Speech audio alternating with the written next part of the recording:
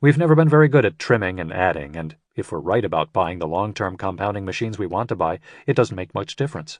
In general, we think a lot of trading around positions overvalues what you think you can know. Christopher Davis, Davis Advisors. It's just very hard to trade in and out of positions successfully over the long term.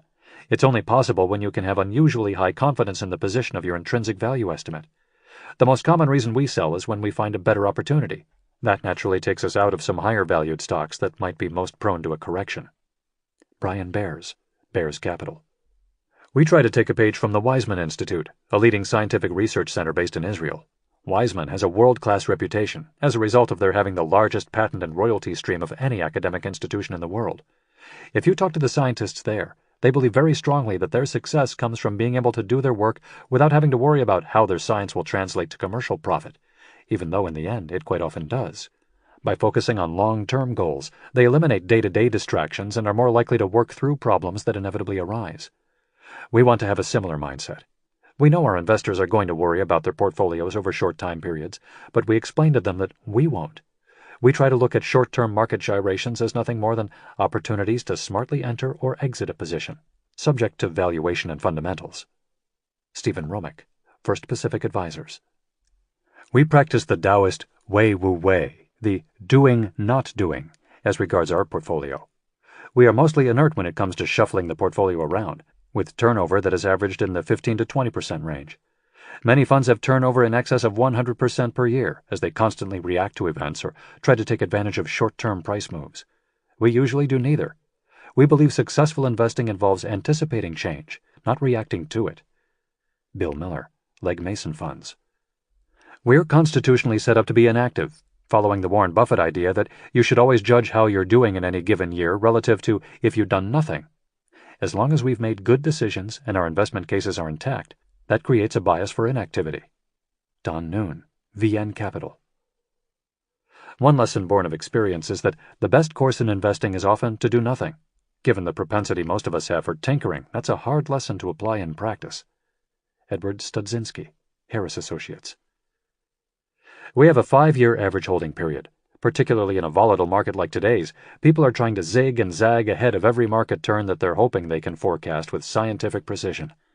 We like to plant seeds and then watch the trees grow, and our portfolio is often a kind of portrait of inactivity.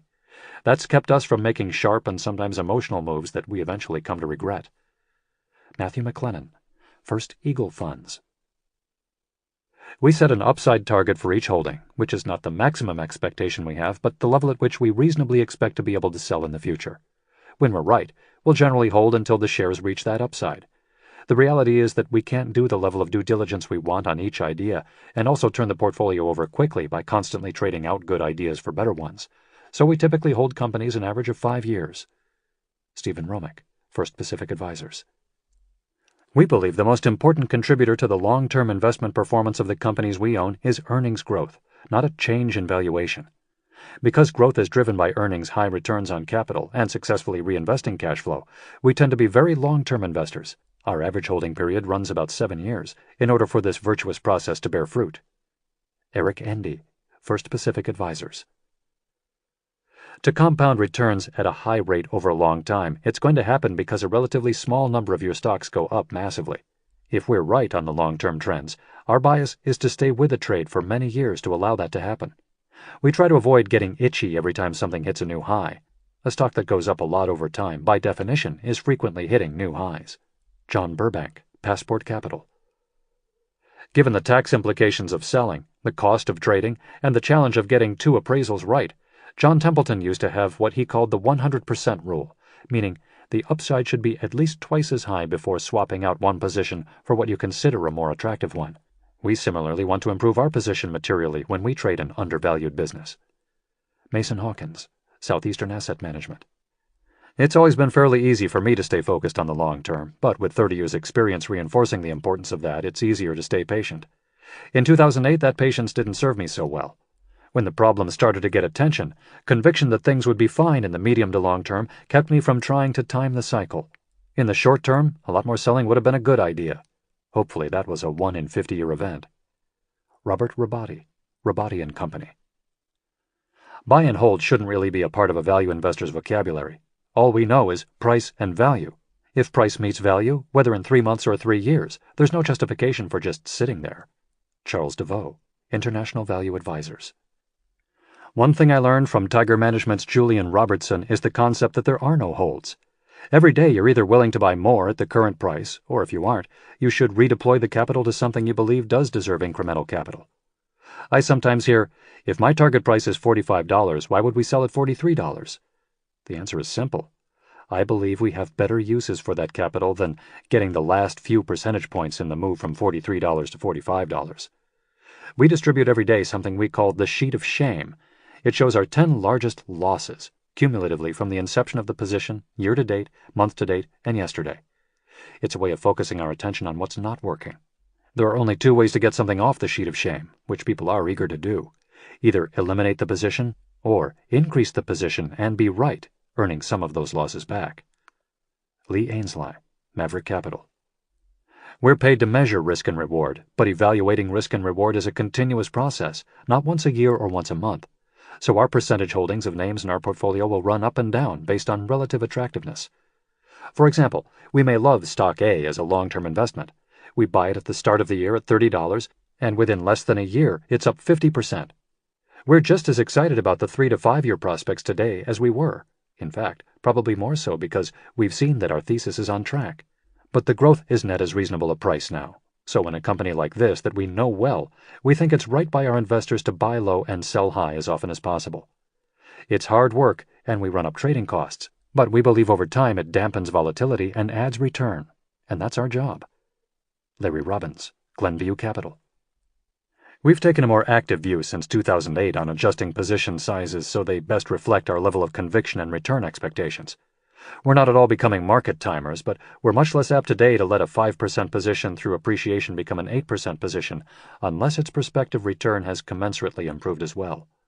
We've also settled back the maximum position size we're comfortable with to 8 to 9% of the portfolio, from 12 to 13% or higher before the crisis. Michael Weiner, Third Avenue Management. You always want to use your capital as efficiently as possible, and I think we're fairly good at sizing positions based on the revaluation opportunities present.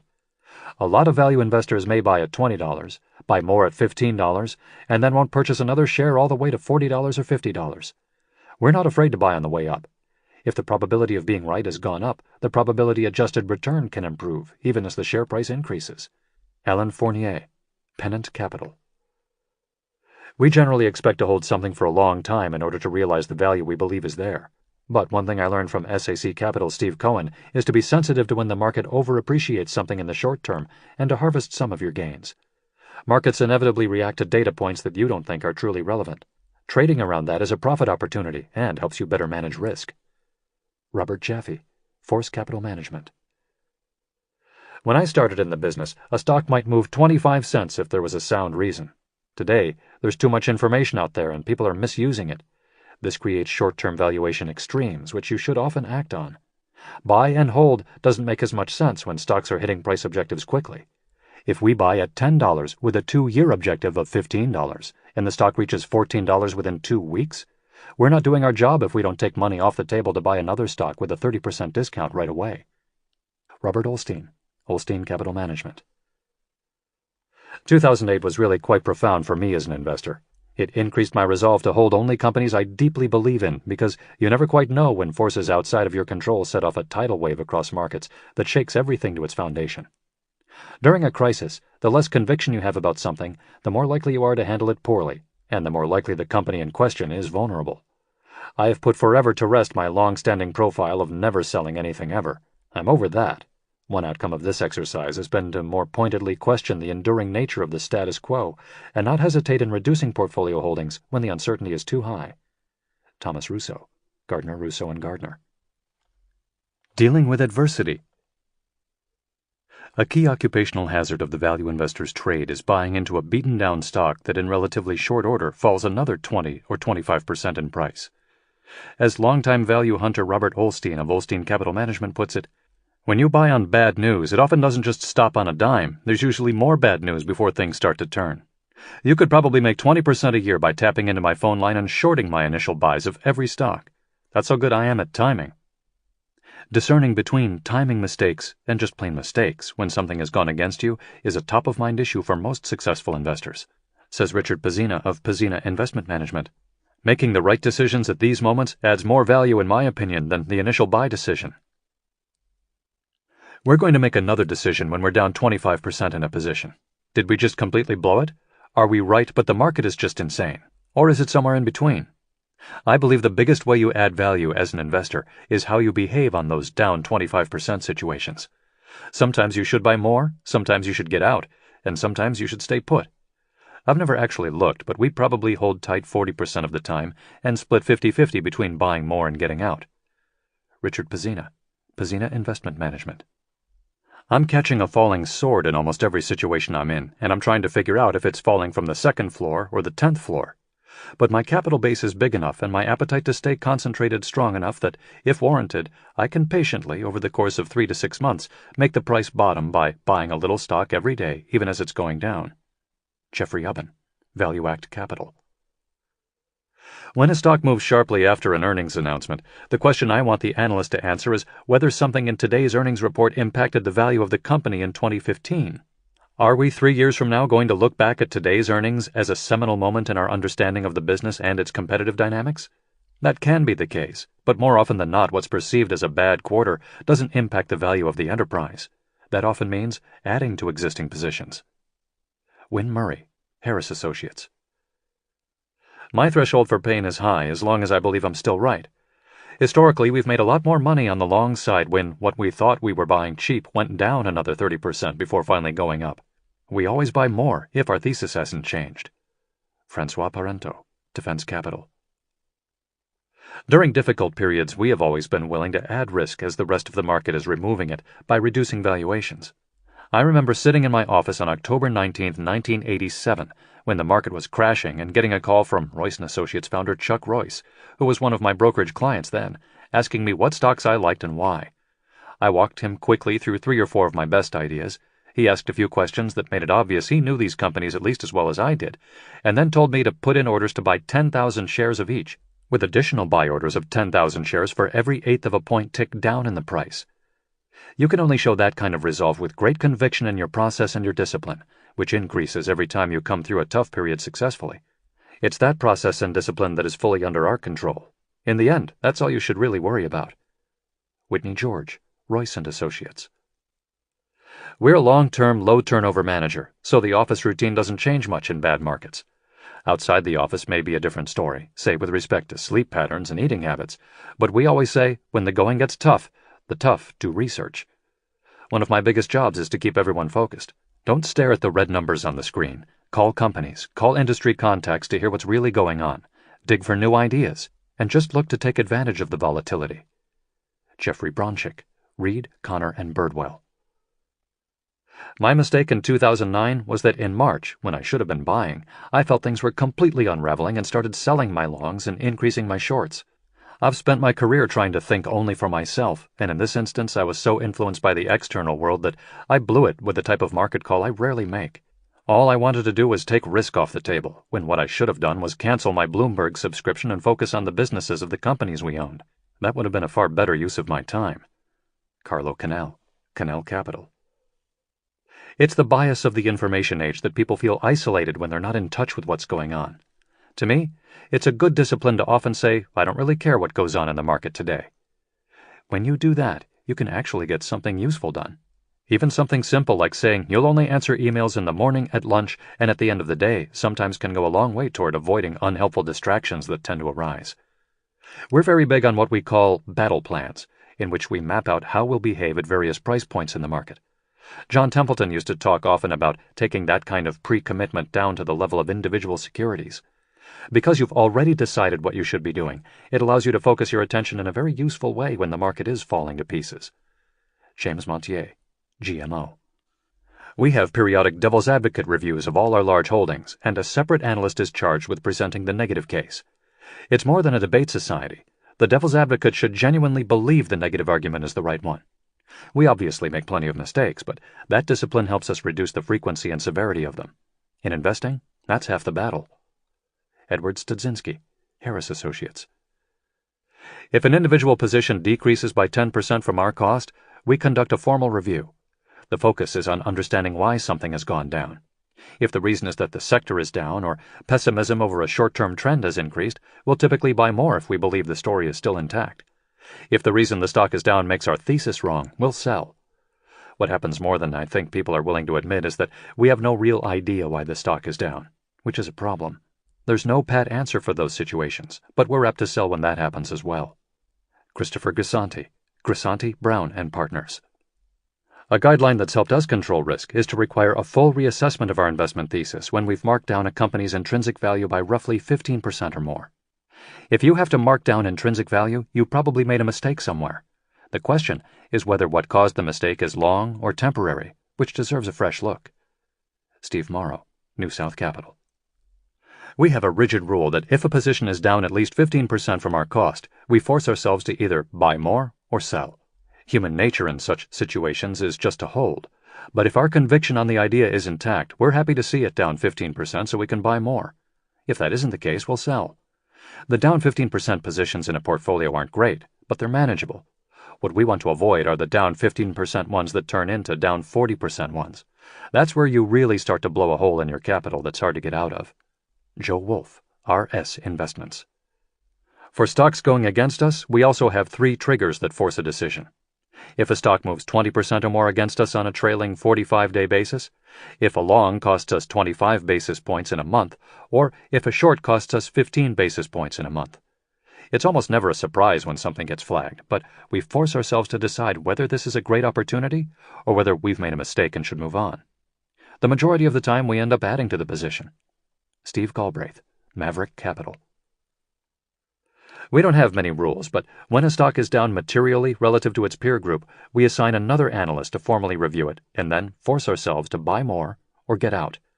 Not surprisingly, the analyst who originally recommended the stock is the last person to want to sell it. Jeffrey Bronchick, Reed, Connor, and Birdwell. We have a formal review process if a stock declines by 20% or more from our original point of purchase. The analyst responsible for the idea reviews it fully with the entire team, with everyone focused on identifying what we may have missed. There's no forced action at that point, but if we do decide to average down, we only do so once. Averaging down repeatedly in stocks that are tanking is a great way to destroy a portfolio. Brian Barish, Cambiar Investors. We've done research on all of our buy and sell decisions, and based on 20/20 hindsight, isolated how each one adds or detracts from the overall value of the portfolio. We found that we generally did a good job of selling losers and of holding on to winners. Where we didn't do so well was in buying more of things that were falling in price, which is interesting given how much we as value managers love averaging down. We still have more to learn about this, but I would say we've become even more mindful when looking at whether to buy as something gaps down. Mariko Gordon, Daruma Capital Management. You have to be willing to double down when you invest in the types of companies we invest in, where things often get worse well before they get better. I don't want to leave you with the impression, however, that it always works. In the late 1990s, I had about 12% portfolio position in Superior National, a big player in California workers' compensation insurance. I increased my position in a rights offering, and it got as high as 20% of my portfolio. When the workers' comp business in California fell apart, the company turned out to be too leveraged, and the shares went from $22 to $0. The lesson wasn't not to be aggressive, but not to be overweighted in anything that's so leveraged that it really has the risk of going to $0. Robert Robotti, Robotti & Company. What's the definition of a long-term hold? A short-term buy that went down. James Montier, Société Générale. We're big believers in the notion that losers in this business are the ones who make big mistakes, and winners are those who make small mistakes. For that reason, we try to be unsentimental about our positions, particularly those going against us. We do not average down after a position gets hit, for example. That's counterintuitive to most value investors, but because there is always a fair chance we'll be wrong, we don't want to compound mistakes. One reason I think indexes beat active managers is that you never see an index averaging down. If we've done our job, we can always find another idea that gives us the same potential upside or better, and we'd rather go with that. James Shercliffe, River Road Asset Management. There's an interesting section in Outliers by Malcolm Gladwell, in which he describes how disasters like plane crashes or the 3 Mile Island nuclear accident are rarely because of one big mistake. They're more likely to result from a series of small mistakes, any one of which, if avoided, would have kept the disaster from happening. Many investing mistakes we've made have been in companies where a bunch of little things went wrong, which, when added together, made a big problem. Those types of situations can creep up on you, so I'd say one lesson is not to ignore minor setbacks and to be very aware if they start to pile up. Paul Sonkin, Hummingbird Value Fund. We don't interpret meaning in how stocks are priced. People tend to think if a stock falls 30 to 40%, it must mean things are worse than they realize. We don't think that way, and just stay focused on our estimate of intrinsic value. It can happen that a stock falls 30%, but we think the business value is down 50%, so we sell. More often, the stock price falls 30% and we think the business value may have fallen only 5 to 10%, giving us an opportunity. Chris Welsh, Diamond Hill Investment Group. With investing, focusing on what's already happened is generally a bad strategy. The decision at any point should be only about looking forward. Just adjusting how you set up your spreadsheets and what you track on reports could help in this regard. Dan Ariely, Duke University. If someone has a material piece of information to share about one of our names, I always ask that they first step back and review with me our current shared viewpoint on the stock. That helps us put in context the importance of the new information and to better discuss the extent to which it may alter our conviction and/or target stock price. Someone rushing into my office and blurting out the latest news without putting it into broader perspective increases the possibility we'll make a rash trading judgment. Michael Karsh, Karsh Capital. I honestly don't feel any of the emotional ups and downs from the market's day-to-day activity. I just don't worry about short-term volatility. Ed Wachenheim, Greenhaven Associates. We lost some longtime clients during the crisis, one of which delicately referred to me as a washed-up all-star as the market was going down. It's not possible to avoid it eating at you emotionally when the market is going against you. One critical thing I've learned, however, is that whenever I'm the least bit emotional, I don't make decisions. We can all feel the same emotions as the small investor. When you're in that state of mind, don't do a thing. Robert Olstein, Olstein Capital Management. Sometimes going for a walk or meeting a friend for lunch when the market is down 200 points is a lot better than staring at the screen trying to figure out what to do. You don't have to do anything, and most of the time you shouldn't. I'm absolutely convinced that regularly clearing your mind helps you make better decisions. Aaron Edelheit, Saber Value Management. Humor is an important part of our culture. That's not to say we're cutting up all the time or that we're even that funny, but in a deadly serious business like ours, if you can't find humor in what you're doing, it's going to kill you. Having a sense of the absurd eases tension and puts things in perspective when things are going against you. Without that, people burn out or tend in their desperation to roll the dice. That's the last thing we want to do. Robert Kleinschmidt, Tocqueville Asset Management. When we buy a stock, we write down exactly why we own it, which we should be able to lay out in 3 or 4 sentences. To the extent those assumptions are no longer valid, we'll sell regardless of how cheap it gets. We're fighting the natural tendency to come up with new reasons to own something, for the simple reason that we found in our post-mortem work on mistakes that one of the best ways to lose money over time is by owning stocks with changing investment rationales. Reagan Steinke, Westwood Management. We tend not to average down. I think it's a common mistake when you don't realize there's something out there you're missing and you compound the problem. We've instituted a soft stop loss that is triggered whenever a position causes a 1% loss on the overall portfolio from cost. Say, a 5% initial position falls 20% from where we bought it. We don't automatically sell, but there's a high bar to keep something in the portfolio, let alone add to it. At the end of the day, markets are too efficient to totally ignore price action. If we're going to be wrong, we usually know in the first year and can cut our losses. Better to admit it then rather than later.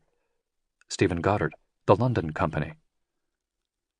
One thing that helps us maintain perspective through difficult times is that we outline specifically in writing what our investment thesis is and what we expect to happen.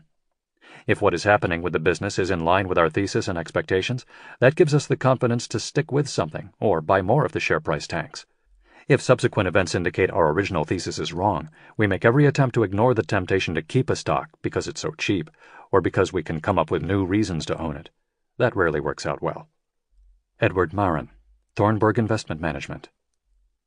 Our bias toward buying and holding has at times made us too quick to rationalize a problem that hits one of our companies as temporary and already priced into the stock. If the problem turns out to be more long-term and fundamental, it's likely not fully discounted into the current price at all. We've been blind at times to fundamental changes in a company's business because we think the quick 25 to 30% drop in the share price makes the stock too cheap to sell. One technique that helps me avoid this is to regularly look at what we own and ask as objectively as possible if we could buy the exact same portfolio if we were starting over from scratch with the same amount of money. For positions where the answer is probably no, the likely reason is that the company's situation has fundamentally changed, but I just haven't fully admitted it yet. Francois Rachon, Giverny Capital. When something spooks me, I should more often take advantage of the liquidity of the market to get out and finish work on whatever the new issues are. If you determine the problem is a big one, you can avoid a lot of pain. If you conclude the problem is only temporary, you can usually get back in at a lower price. David Eigen, Post Road Capital. I've been at this long enough that I can keep things in perspective. Ben Graham said it well. He said to succeed in the investment business, it helps if you're smart, and it helps if you work hard. But what's most critical to success is that when you have conviction, you stick with it. The fact that you go through times when you're out of sync or out of favor, that's good. You should expect and even welcome it. That's where opportunity comes from. If we'd given up on our conviction in early 2007, betting against financially vulnerable companies, we would have missed a huge opportunity. That we didn't was a game changer for us. Prem Watsa, Fairfax Financial. Taking a stand. Shareholder activism has come a long way from its modern rise in popularity in the 1980s. Back then, says one of today's foremost activist investors, Value Act Capital's Jeffrey Ubben, what passed for activism was little more than buy shares today and tomorrow throw a hissy fit. While that basic strategy has not gone away, more prevalent is a constructive effort over time to influence company management and boards to make changes meant to increase shareholder value. It's not for everyone, and one can certainly be a successful investor without an activist bent, but many of the best investors in the business see their willingness to push for change, when appropriate, as a valuable arrow in their investing quiver. Most shareholders of undermanaged or poorly managed companies vote with their feet rather than push for changes in management, board composition, or strategy. So poor management persists because shareholders aren't willing to do anything about it, which we think is an abdication of responsible ownership and fiduciary duty. But even if big shareholders have a willingness to take on a public company, most firms don't have the experience, resources, or skill set to do so. We think the fact that we have that ability when others don't is a big opportunity. The private equity business was built around taking over companies and doing what shareholders should have gotten done. Most private equity firms do not possess secret sauce in terms of management expertise. They're financial engineers. The amazing thing is that the same shareholders who do nothing to affect change at a poorly managed company before a private equity firm comes in to take over line up to pay a stupid multiple for the company when it comes public again. John Jacobson, Highfields Capital. Michael Price, CEO of Mutual Series from 1988 to 1998, was at the forefront of shareholder activism. His and our attitude became that just selling if you weren't happy wasn't the right conclusion. As the owners of the company, shareholders really deserve full credit for what companies are worth. It's not just our right, it's our obligation to do all we can to see that we get that credit. For us, a continuing dialogue with management, public or not, is an important part of what we do. Peter Langerman, Mutual Series Funds. What we try to do is build high-quality businesses at a price that is not reflective of the intrinsic value of the business as it is, and certainly not reflective of what the intrinsic value would be if it were run better. That allows us to capture a double discount. That's a benefit we can have over private equity. They can buy a company and run it better to exact incremental value, but they're typically paying the highest price in a competitive auction, so they don't get that first discount. We don't control, but because we have a track record of making money for other investors, we can often exert enough influence to make an impact. William Ackman, Pershing Square Capital Management. We absolutely want to be constructively engaged shareholders. We have 10 to 15% of our capital in each of our core companies, so I think it's imperative that we make our views, particularly with respect to capital allocation, clear. For the most part, management appreciates the faith we're placing in their business and in them to get the stock out of the valuation hole it's in. When management is unresponsive, we work to change that. Alexander Ropers, Atlantic Investment Management. The basic reason our investment strategy adds value is that board members are classic agents, not principals. The information board members get about what shareholders want comes from the CEO. However well-intended, board members mostly lack enough fundamental knowledge about the business to challenge the CEO on the performance of the business or new strategies to create value. Almost always, they don't have enough money on the line to have the sense of urgency we have as owners. It's a blueprint for inertia. Jeffrey Ubben, Value Act Capital. We prefer a much quieter form of activism, but every now and then we need to do more. To get on my soapbox for a minute, I'd argue that the unwillingness of institutional investors to take more of a stand against poor management or corporate governance helped contribute to the 2008 crisis. Silence was not the best response to some of the bad behavior going on, particularly in financials. David Winters, Wintergreen Fund. If you think about where the corporate system has fallen down in the U.S., it's when the actual capital has gotten far removed from the enterprise, and the agency relationship between owners and management has gotten so broad and wide. That's when you have disconnects or conflicts of interest. Everything we do tries to shrink the distance between the capital and the enterprise. Activism to a large extent is trying to truncate risk by eliminating the misallocation of capital, which is less likely when those responsible truly act as if they're spending their own money. When making a decision on a new factory or product launch or hiring plan, people should feel the weight of the capital they are entrusted with. Understandably, given the corporate form, many people running corporations don't operate that way. So when that isn't happening, the ability to improve those decisions through activism is a key way to create shareholder value. Michael McConnell, Shamrock Capital Investors. If our capital base were permanent, we'd probably only do active investments, but it isn't. So the fact that I don't ever want to be forced to sell an active investment in the course of an engagement means we also need to hold passive positions. Historically, around 55% of our portfolio has been in active investments, 15% or so has been in cash, and the balance has been passive. The 55% of our capital in activist investments has produced more than 90% of our returns. One primary reason we're working hard to increase the amount of permanent capital we have is to devote as much of the portfolio as possible to active positions. Doing that should enable us to earn higher returns over time. William Ackman, Pershing Square Capital Management. Attracting activists' attention. Value investors frequently zero in on situations in which a company by its own devices has veered off course, resulting in lagging performance that is nonetheless perceived as fixable. Non-activists and activists alike count on fixes being made, with activists looking in varied ways to shoulder more of the load to ensure that happens. Every investor wants to find well-managed companies with defendable market positions that generate a lot of free cash flow that is reinvested intelligently. The problem is, those companies typically don't have valuations we can accept as value investors. So we look for businesses that qualify on a few of the ideal characteristics and that we think can improve on the others. In most cases, either the management is lousy or the company has had a very bad record in terms of capital allocation. To us, those are the easiest things to fix. John Jacobson, Highfields Capital. Our interest starts first with the quality of the business. We're not looking for trouble, for quick deals to be made, for fixes per se, or even for board seats. We buy good businesses at good prices where we're willing to take on the short-term risk, the near-term negative data point, because we think the long-term gain is compelling. If the stock goes up, we look like traditional value investors who made a nice investment. But probably half the time things don't work out that way. We're 18 months in with a full position and the stock is where we bought it, or lower. But we've proved out the industry structure, we've proved out our investment thesis, and we really believe in the asset. It's at that point we go to the board and management and say, we've been your default buyer. We own 5 to 10% of your company and we'd like to buy more, but we won't do so without a board seat. The stock is underperforming. We believe we have a deep understanding of your business. We have a deep knowledge of capital markets, and we want all the information that's available to board members to help craft a strategy that creates value for all shareholders. We don't pick fights, but when the train goes off the track, you need to do something about it. Jeffrey Ubben, ValueAct Capital. Our front-end screening is fairly automated, looking at both performance laggards and where implied expectations are pessimistic. We start with the proposition that the market is right about a company's valuation. If these assets, with this management, with this strategy, in this environment are worth $20 per share, can we identify changes in that composition that would make the market value much higher? More traditional investors might stop there, but we then try to figure out how likely the actions we've identified are to be taken, and over what time frame, and most importantly, how capable we are of helping to make them happen. Ralph Whitworth, Relational Investors. In the typical situation that attracts us, we engage with management in order to try to get them to rein in spending on failing growth initiatives, refocus on the good core business, improve cash flow, and put in place a greater level of discipline with respect to return on invested capital.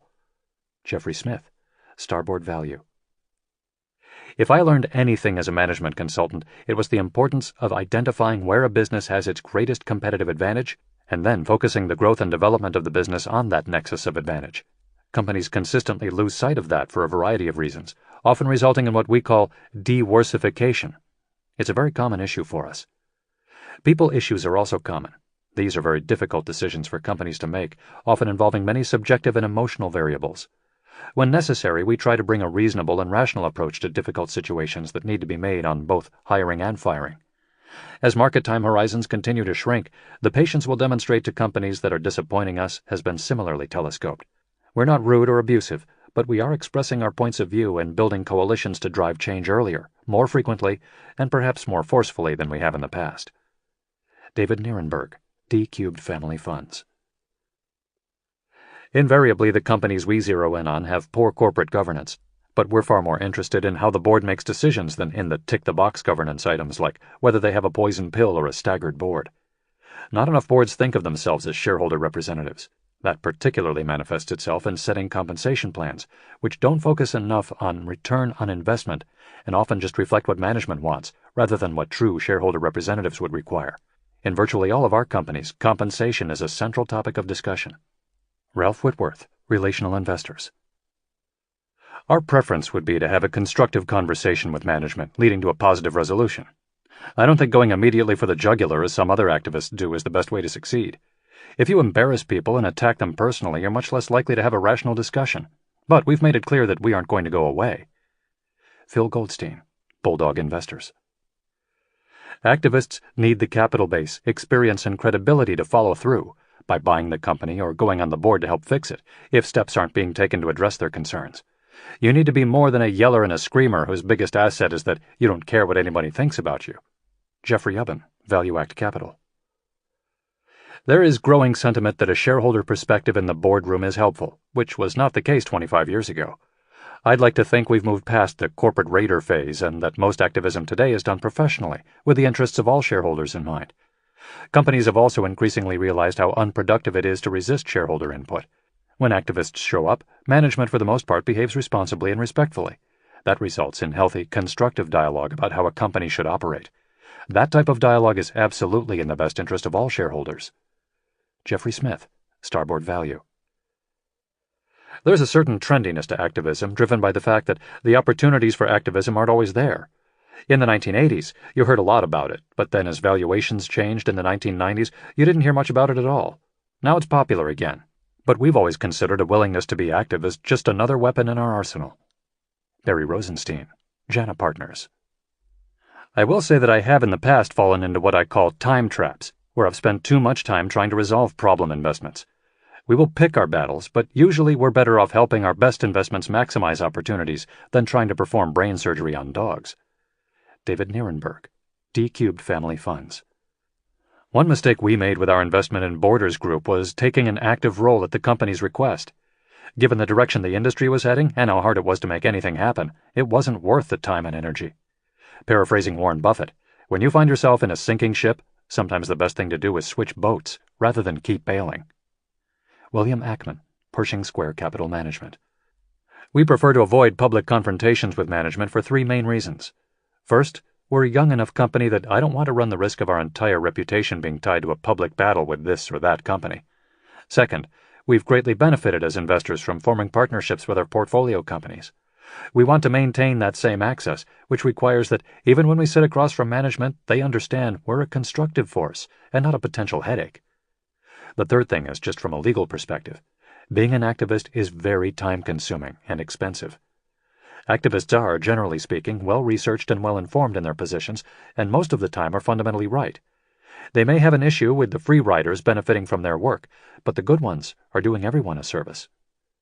Larry Robbins, Glenview Capital. I've got a full quota of righteous indignation, and a lot of things turn me off about corporate America, but I've never had the personality for being confrontational. I talk to management at times, both to complain and to offer suggestions, but I'm hesitant to be public or loud about it. If I pushed on an issue and someone called my bluff, I know myself well enough to question whether I'd follow through with a lawsuit or whatever the next step might be. Wally Weitz, Weitz Funds. We like to invest with management that gets it and is doing what we think they should. Some investors want to buy cheap stocks where the businesses are run by morons and then force them to do something different. That's not a bad strategy, but that's not how we tend to do things. Wayne Cooperman, Cobalt Capital. The fact is, when I feel I have to write a letter and make noise, that almost always means I've made a mistake, and the more productive use of my time is to sell and move on. As a buy-and-hold investor, the perfect outcome is when a company earns high returns on their equity capital for as long as I live. I can hold and have the earnings compound in a tax-efficient way. So, as opposed to agitating for a fight, I'm better off hooking up with people who are great at what they're doing and are going to keep being great at it for a long time. Thomas Gaynor, Markel Corp. Chapter 10. Guarding Against Risk. It's become common practice since the financial crisis for nearly all money managers, and those looking to hire them, to place significant emphasis on portfolio risk management. This renewal of focus on risk is far less pronounced in the best value investors, for the simple reason that guarding against the unexpected has always been at the core of how they think about investing. Oaktree Capital chairman Howard Marks captured the general mindset nicely in this excerpt from one of his many classic investor letters, this one from 2009. Investors shouldn't plan on getting added return without bearing incremental risk, and for doing so, they should demand risk premiums. But at some point in the swing of the pendulum, people usually forget that truth and embrace risk-taking to excess. In short, in bull markets, usually when things have been going well for a while, people tend to say, "Risk is my friend. The more risk I take, the greater my return will be. I'd like more risk, please." The truth is, risk tolerance is antithetical to successful investing. When investors are unworried and risk-tolerant, they buy stocks at high P/E ratios and private companies at high EBITDA multiples, and they pile into bonds despite narrow yield spreads, and into real estate at minimal cap rates. There are few things as risky as the widespread belief that there's no risk, because it's only when investors are suitably risk-averse that prospective returns will incorporate appropriate risk premiums. Hopefully in the future, A, investors will remember to fear risk and demand risk premiums, and B, will continue to be alert for times when they don't. The Baupost Group's Seth Klarman puts it even more succinctly. Things that have never happened before are bound to occur with some regularity. You must always be prepared for the unexpected, including sudden, sharp downward swings in markets and the economy. Whatever adverse scenario you can contemplate, reality can be far worse. Guarding against risk is built into every aspect of the best value investors' strategies, from the ideas they pursue, their buy and sell disciplines, how they build positions, how they structure their portfolios, how they manage cash, and how they hedge. Margin of Safety. In Chapter 20 of The Intelligent Investor, Benjamin Graham, the patron saint of value investing, introduces the concept of margin of safety. Warren Buffett has called this chapter, and another in the same book on responding to market fluctuations, the two most important essays ever written on investing. In its simplest terms, Graham writes that margin of safety comes from a favorable difference between price on the one hand and the indicated or appraised value on the other, adding that it is available for absorbing the effect of miscalculations or worse than average luck. Echoing but also broadening the concept of margin of safety, most top investors today cite the inherent risk aversion they build into how they identify, analyze, and choose potential investments, and of course what they pay for them, as their first and most important line of defense against risk. Our primary frontier of risk management isn't wide diversification, but the quality of the individual businesses, their balance sheets, and the people who run them. In the financial crisis, the businesses we owned held up quite well, even if their stock prices didn't. That type of volatility is risk only if you're looking at a short time frame, which we aren't. Chuck Akre, Akre Capital Management. People don't believe business quality is a hedge, but if your valuation discipline holds and you get the quality of the business right, you can take a 50-year flood, which is what 2008 was, and live to take advantage of it. We incurred a markdown in 2008, and it was arguably just that. You may have to accept a bit more volatility with our fund than in a long-to-short fund, but we followed a down 2008 with a very strong 2009 and 2010, and would put our 3-year returns up against anybody's. The key is avoiding businesses that get snuffed out at the bottom. Jeffrey Ubben, Value Act Capital. Margin of safety comes from as many places as possible, but primarily from the strength and sustainability of the business model, low valuations relative to book value or cash flow multiples, and undervalued hard assets or other assets on the balance sheet. John Jacobson, Highfields Capital. At the heart of value investing is the notion of mean reversion, that by paying a low multiple on a conservative margin, you can win with the passage of time as the valuation of the business and the margins normalize. What can break that and cause mean aversion, though, are things like fading business models, expeditionary management deploying capital in a dilutive way, and adverse capital structure contingencies. We make every effort to invest only in the universe of companies where those risks of breakage are as limited as possible. Matthew McLennan, First Eagle Funds. The consequence of our investment style is that we end up in good businesses, where the market isn't recognizing how good the business is or the level of cash it generates. Those tend to be fairly low beta stocks, so even though we have a relatively concentrated portfolio, with between 15 and 20 longs at any given time, we haven't had very high volatility. Richard Vogel, Alitas Capital. Investing is often about knowing your strengths, and we've learned that we're better at spotting profitable, unglamorous, undervalued companies than we are at identifying traditional turnarounds, by which I mean money-losing companies we expect to get back into the black. As a result, we set a guidance for ourselves that no more than 10% of the portfolio will be in companies with negative trailing 12 months earnings. John Dorfman, Thunderstorm Capital. I've always told people I have no idea what the market's going to do or when returns will appear in the portfolio. I don't think either of those is predictable.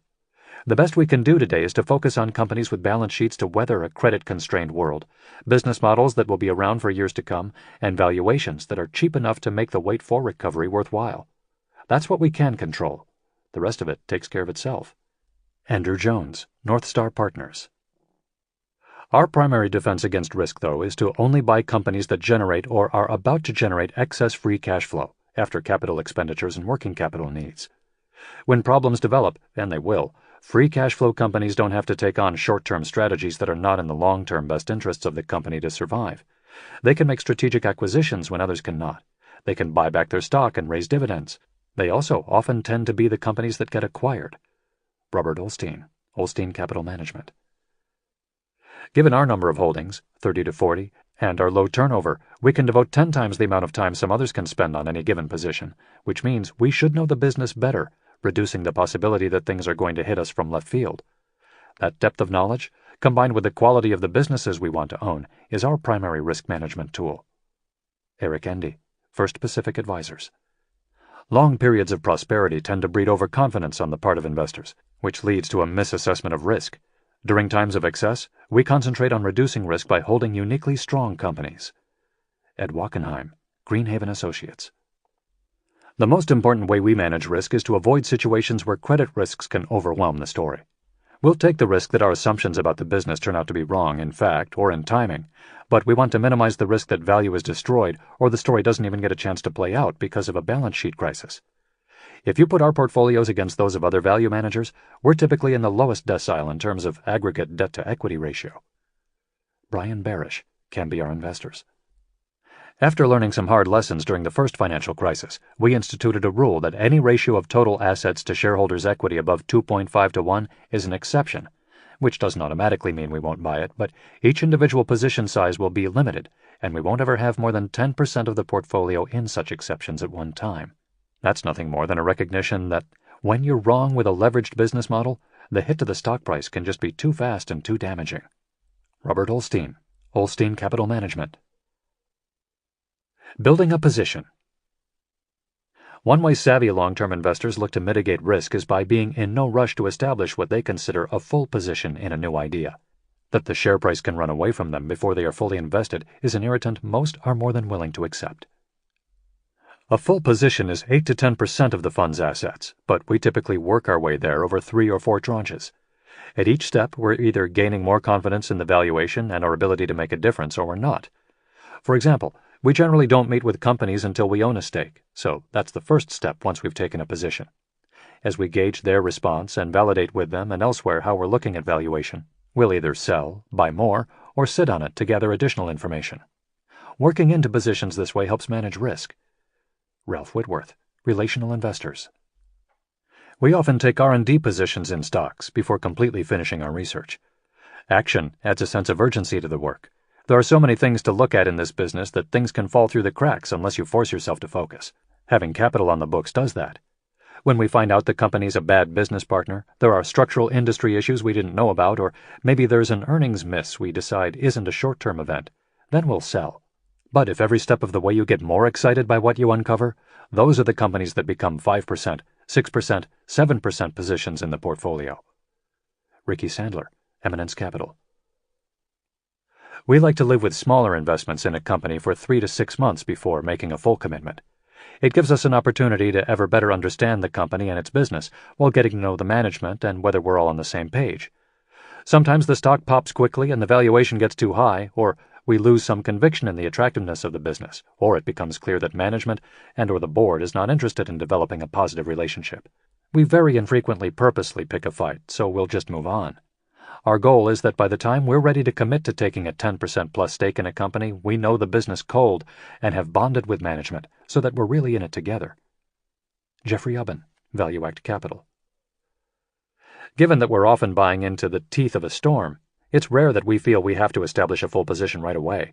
While some stocks may run away from us, we believe we've been hurt less by that than we've benefited from averaging down as ideas in which we have high conviction first get cheaper, or by adding to positions as our conviction in the business and management grows.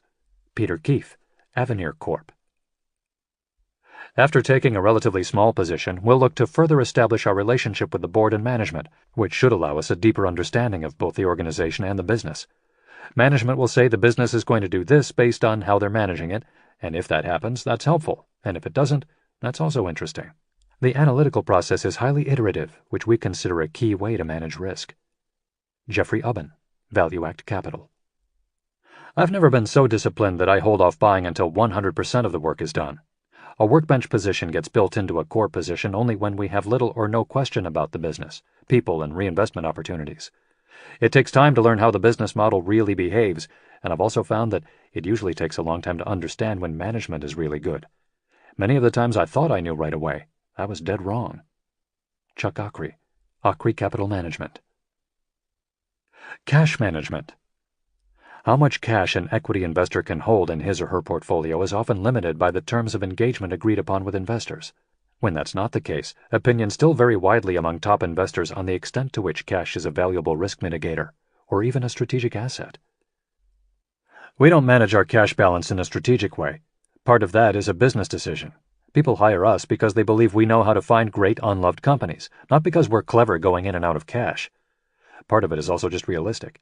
As much as I'd love to be in cash when the market gets hit, I don't believe I can get that consistently right over time. And if you make just a couple big mistakes on timing, it can kill you. James Shercliffe, River Road Asset Management. By having a high cash balance, one is suggesting that he has some wisdom or knowledge about timing the market for which he or she should be compensated. I have none of that. Carlo Cannell, Cannell Capital. Many value investors have a very particular view of when things are cheap and when they're expensive and they should hold cash. They portray holding cash as a risk reduction method. My view is that's just taking on a different risk.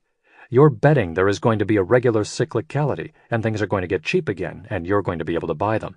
But if that doesn't happen as you expected, you're screwed.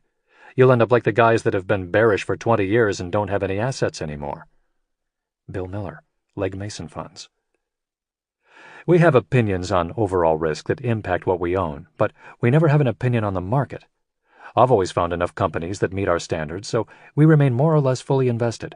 I think timing the market is extremely difficult to do profitably. With individual companies, I can pinpoint the relatively few variables I need to get right for a thesis to work. When you start looking at the stock market's direction, there are so many variables that I can't identify them all, let alone predict or weigh them correctly. My time is more productive spent elsewhere. Ed Wachenheim, Greenhaven Associates. People we greatly respect think about this differently, but if even in 2007 we could buy a company like Wrigley at 80 cents on the dollar, we think that's a lot more attractive than holding cash.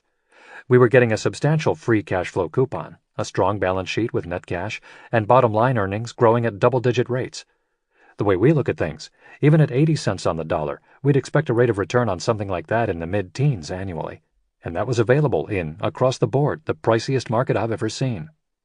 C.T. Fitzpatrick, Vulcan Value Partners. Our cash balance is purely a residual of whether we're finding enough to invest in. Jean-Marie Eviard, First Eagle Funds. Our willingness to hold cash during fallow periods has enabled us to maintain a strict sell discipline, regardless of whether we had anything promising to replace what we sold. This view on cash, combined with a truly long-term investment perspective, has also enabled us to avoid the gun-to-the-head mentality that pressures many investors to own less than stellar investments. The world doesn't end when we pass on a borderline investment that later works out. The danger we seek to avoid is the temptation or pressure to make too many borderline investments that later turn out badly.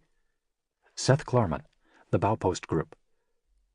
We usually hold less than 20 positions at a time, so no one would ever say we're a place to put all your money, but we behave as if that's what people have done. So we think it's reasonable to have some cash around for emergencies. As Buffett says, why risk what you need for that which you don't need? We used to think having cash was a byproduct of not having enough to do, but the older I get, the more I see it as a strategic asset. It allows us to take advantage of those great opportunities that come up from time to time. We're just behaving like the companies we like to invest in. Bruce Berkowitz, Fairholme Capital. One big reason we like to hold cash is that my inherent nature is to feel something better to buy is always going to come along, and I want to have the cash available to buy it. People assume they can always sell something to buy something better, but I don't like potentially selling into a lousy market when the liquidity isn't there. Stephen Romick, First Pacific Advisors. Ben Graham always made the point that even if you thought you had a portfolio of very cheap stocks, if the market at the time was fully priced, you should have at least 25% of your portfolio in something other than equities, such as cash or bonds. To do otherwise would be to delude yourself that your stocks, no matter how cheap they appeared to you, would be magically immune if the whole market was to correct. I've always thought that made a lot of sense. Charles DeVoe, International Value Advisors. If we can't find undervalued stocks, we'll let cash accumulate, as we believe cash is a better alternative than owning an overvalued security. I'd argue that having the patience and discipline to save your cash for when the fat pitches come along is probably the most valuable trait an investor can have. Eric Cinnamon, Intrepid Capital. Periods of low returns have often historically been accompanied by higher volatility.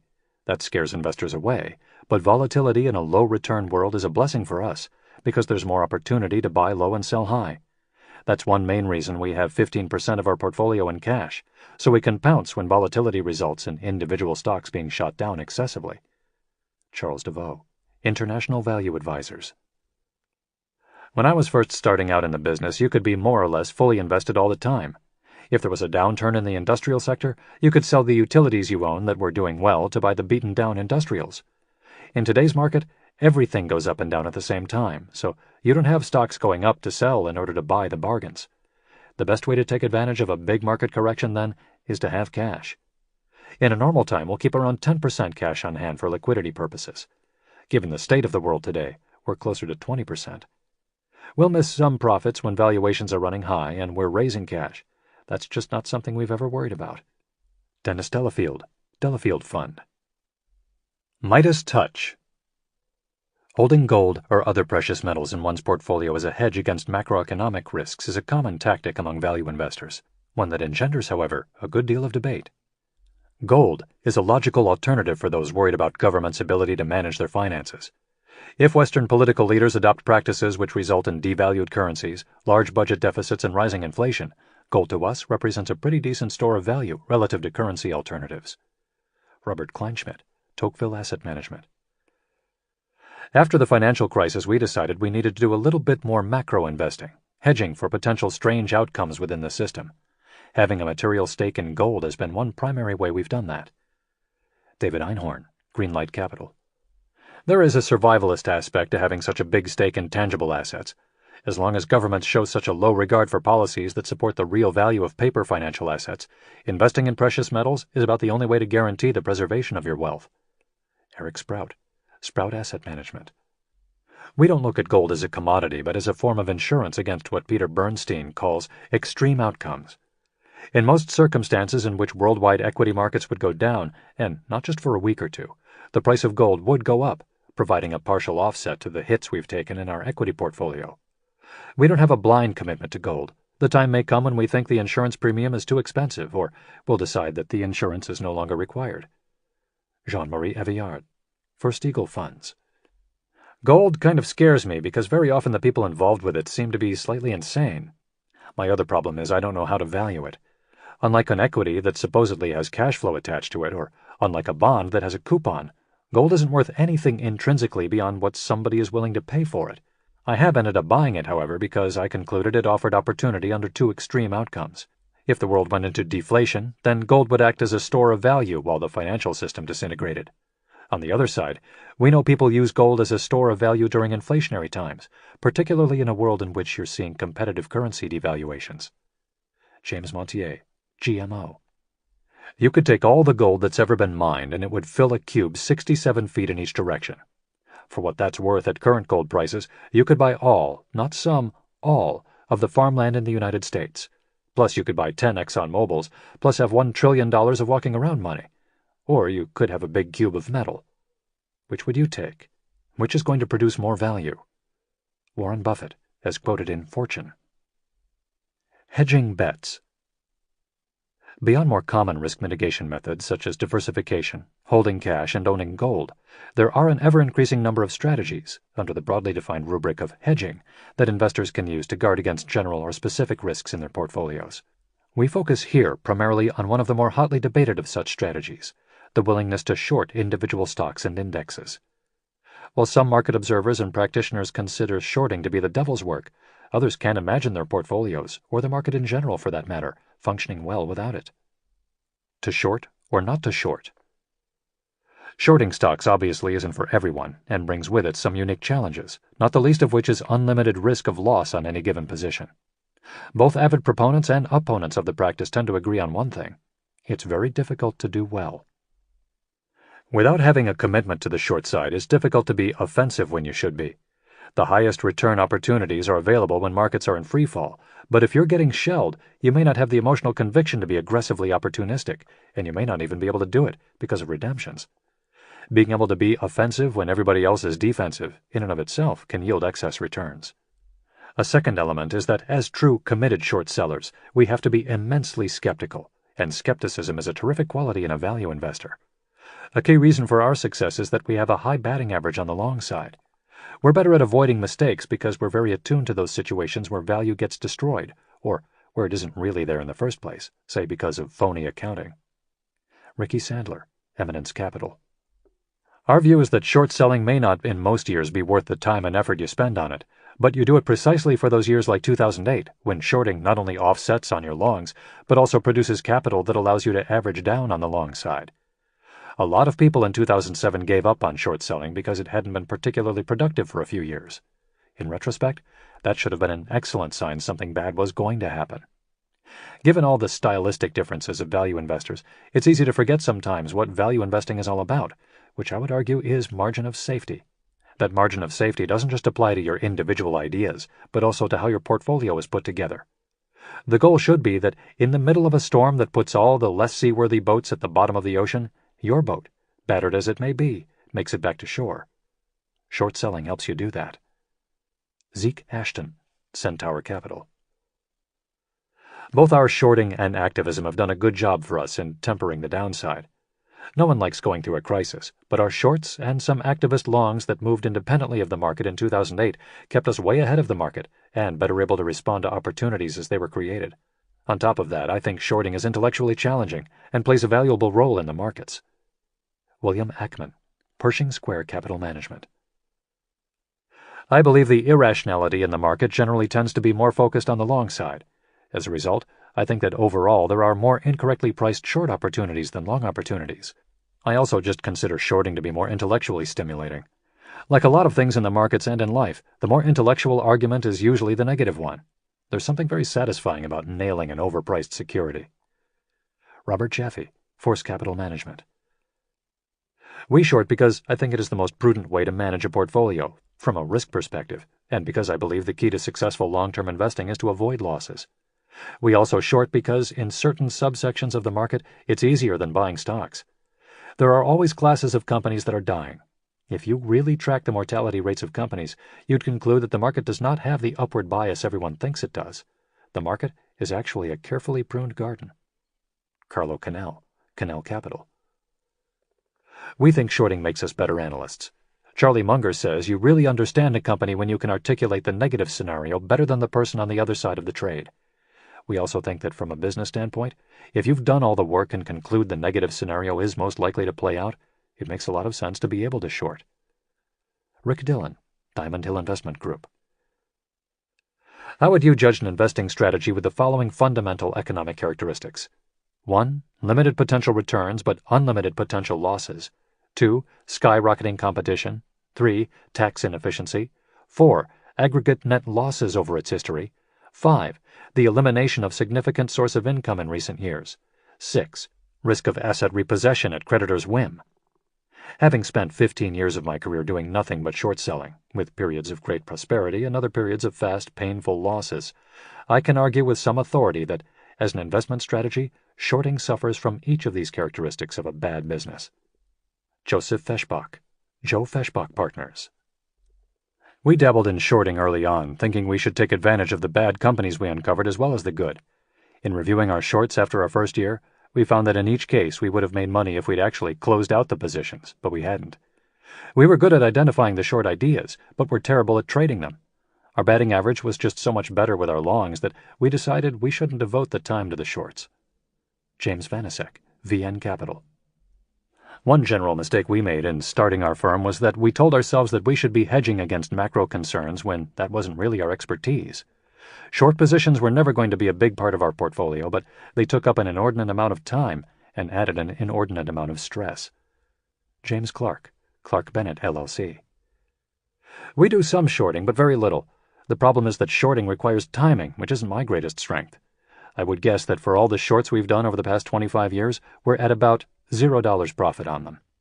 Robert Olstein, Olstein Capital Management. Value destroyers. Whether one shorts stocks or not, the characteristics short sellers look for in their best ideas are illustrative of what long-only investors should typically take great pains to avoid. The first and most lucrative category of short ideas are the booms that go bust. We had our most success with debt-financed asset bubbles, as opposed to just plain asset bubbles, where there are ticking time bombs in terms of debt needing to be repaid, and where there are a lot of people ahead of the shareholders in the bankruptcy or workout process. The debt-finance distinction is important. It kept us from shorting the internet in the 1990s. That was a valuation bubble more than anything else. The next category involves technological obsolescence. Economists talk quite rightly about the benefits of creative destruction, where new technologies and innovations advance mankind and grow GDPs. But such changes also render whole industries obsolete. Disruptive technologies have two sides and always have. You saw it in the 1980s as personal computers wiped out the word processor and microcomputer markets. What's playing out now is the transformation from an analog to a digital world. While that's created great fortunes like Google's, it's also wiping out whole businesses. Traditional music retailing was one of the first to start going. Then came video rental. Value investors will invest into these types of markets at their peril. Cash flows evaporate faster than you ever dreamed. We also look for accounting irregularities, which can run the gamut from simple overstatement of earnings, often a gray area, to outright fraud. We're trying to find cases where the economic reality is significantly divorced from the accounting presentation of the business. It's not GE managing earnings. Everybody does that. We want to see something way beyond that, where management is going out of its way to mislead. It could be the hiding of losses in offshore subsidiaries like Enron. It could be abusing market-to-market accounting such as Baldwin United and many others did. It could be Boston Chicken, a big winner for us in the 1990s, lending money to franchises to cover losses and not reserving for the receivables. The biggest abuse in accounting today, often legally, is in acquisition accounting. The last big one would be consumer fads. This is when investors, typically retail investors, use recent experience to extrapolate ad infinitum into the future, what is clearly a one-time growth ramp of a product. People are consistently way too optimistic and underestimate just how competitive the U.S. economy is in these types of things. Cabbage Patch Kids in the 1980s, Nordic Track in the early 1990s, George Foreman grills in the early 2000s. James Chanos, Kinnikos Associates. Blue Ridge Capital's John Griffin, one of the few investors who is really good at shorting, says you always want time to be on your side with shorts. Taking that to heart, our primary focus on the short side is on identifying secular problems that over the cycle are working against a given company. We try to steer clear of short positions in businesses that have relatively short business cycles, shorts based on valuation, or shorts betting on a bad earnings release. We often find short ideas when all everyone talks about is how great demand is in an industry, while ignoring the supply side. We've seen that dynamic in some of the component markets for green technology, such as in the light-emitting diode, LED space. With the vast expansion of production capacity we can see going on, good luck making money in this business over time. Lee Atzel, Pennant Capital. We're looking for companies with weakening moats, often coupled with a resulting deployment of capital into areas in which they have no competitive advantage. Even better is when they're deploying not just excess capital, but leveraging the balance sheet to do so. James Crichton, Scout Capital. We don't short on valuation, but rather in situations where we believe a company is violating the law, or has misleading or inaccurate accounting, or has a potential regulatory problem. William Ackman, Pershing Square Capital Management. When we're short, we look for deteriorating industry conditions, company-specific fundamentals at risk, and liquidity issues. We will short a good company, even a cheap company, if we think reality will fall short of current expectations. The best way I've learned to short is by making mistakes on the long side, in value traps for example, and then trying to recognize when others are making the same mistake. Larry Robbins, Glenview Capital. We primarily look for material disconnects between our view of economic earnings and the earnings that are reported and people are using to value the stock. It could be accounting related, so we pay careful attention to things like rising accounts receivable relative to total sales, cash from operations that is not keeping pace with net income, and decreasing returns on capital. We also look for long-term structural declines, kind of the opposite of what we look for on the long side. Wall Street tends not to fundamentally mark stocks down until bad news actually shows up in the numbers. We'll ignore the supposed value today and focus on whether we think the E in a P to E is going to be materially less in 3 to 5 years. Ricky Sandler, Eminence Capital. We focus on what we call false hope, where stated company goals are unlikely or unobtainable. We've had success historically with single-product companies, often in the healthcare field. Management tends to be promotional, the companies burn cash because they're growing so fast, and Wall Street tends to love them because they're always raising money. When expectations appear to be that growth will never stop and that the success with one product will be replicated many times over, there's often plenty of room for ultimate disappointment. Robert Alpert, Atlas Capital. We have a motto: buy cash flow, short cash burn. If a business is burning cash, they're destroying value quarter after quarter. Two things generally happen.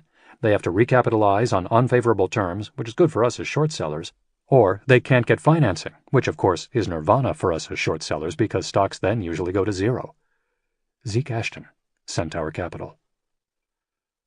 When there is a cyclone of wealth transfer into an area, some of the participants in the fledgling industry will be real companies whose products and services will change the world. But there will also be dozens of other companies that are bogus and run by unscrupulous promoters. That's the subset of the market we're attracted to on the short side. Carlo Canal, Canal Capital. I have developed something called the C-score, which is basically a 6-variable method for searching out ideal short candidates that are potentially manipulating earnings. The variables are a growing difference between net income and cash flow from operations, increasing days sales outstanding, growing days sales inventory, growing other current assets to revenues, declining depreciation relative to gross property, plant, and equipment, and finally, total asset growth greater than 10%. There's a high probability that companies that score high on those 6 measures are actually manipulating earnings. By also requiring some measure of high valuation, say a price-to-sales ratio greater than 2x, we can imagine stock prices for the remaining companies going south quite fast. James Montier, Société Générale. It's very hard to short good business model, accelerating growth companies just because you believe they're wildly overvalued.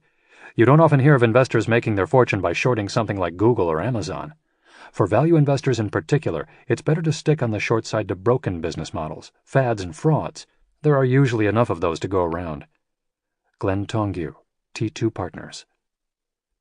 We won't short on valuation, say because Google is trading at 20x next year's cash flow when we think it should only trade at 15x. Stephen Tannenbaum, Golden Tree Asset Management. We're not playing for a multiple reduction or a reversion to the mean for the industry. My biggest mistakes have generally been because I stayed with shorts just because they were expensive.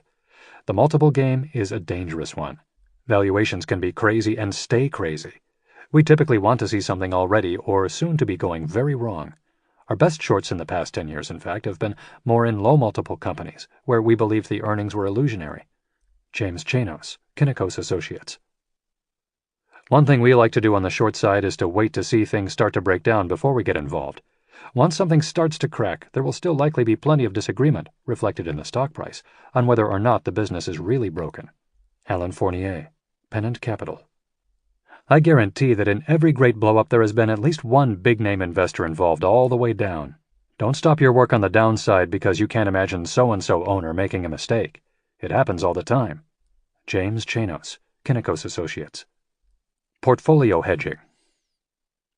While many managers who short view the practice first and foremost as a profit center, shorting individual stocks and indexes can also play an important role in offsetting specific risks elsewhere in the portfolio. Some investors articulate well the strategy behind such efforts, but too often the explication is so complex that more questions are raised than answers given. To give an example of the type of hedging we do, we invested last year in Arkema, a specialty chemical company that was spun out of France's Total. It had all the classic spin-off dynamics, and we saw it as an excellent opportunity to get in at a good price, as a low-margin, neglected company was now going to be run by an independent management that could unlock the business value.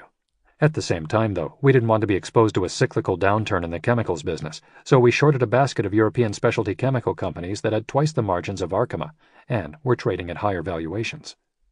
Jeffrey Tannenbaum, Fir Tree Partners. We keep our net exposure to the market at a tight band, usually from 0% to 25%. The basic rationale is that while we're confident in our skill as stock pickers, we're not confident at all in our ability to predict market direction. Another key aspect of our portfolio strategy is to limit exposure to exogenous variables. If we're long a chicken producer we believe is highly undervalued, for example, we'll pair that with a short position on a chicken producer we believe is overvalued, because we don't want exposure to the price volatility of chicken, soybean meal, or corn, commodities that dramatically impact the unit economics of the business. The more we can hedge against exposures that concern us, the more aggressive we can be in individual long positions based on our view of the fundamentals. Tucker Golden, Solus Capital. Our hedging falls into three primary buckets, which vary in emphasis over time. Typically, the biggest one is a global market hedge, in which we use things like index options, index futures, or credit default swaps to insulate the portfolio, to a defined level, from big market dislocations. The second bucket is directly related to what we own, in which we'll hedge against a commodity price, a currency, or another industry player in a relative value trade. In energy, for example, we're usually trying to isolate the relative value between stock prices and commodities futures prices. In those cases, for example, we'll short the oil and gas curve to guard against the long bet getting washed out if commodity prices fall. Another example would be if we own Ford and believe not only that it's absolutely cheap but also cheap relative to GM or BMW, we may short one of those to hedge against a general auto industry decline. The last bucket includes shorts in individual stocks where we're trying to create alpha.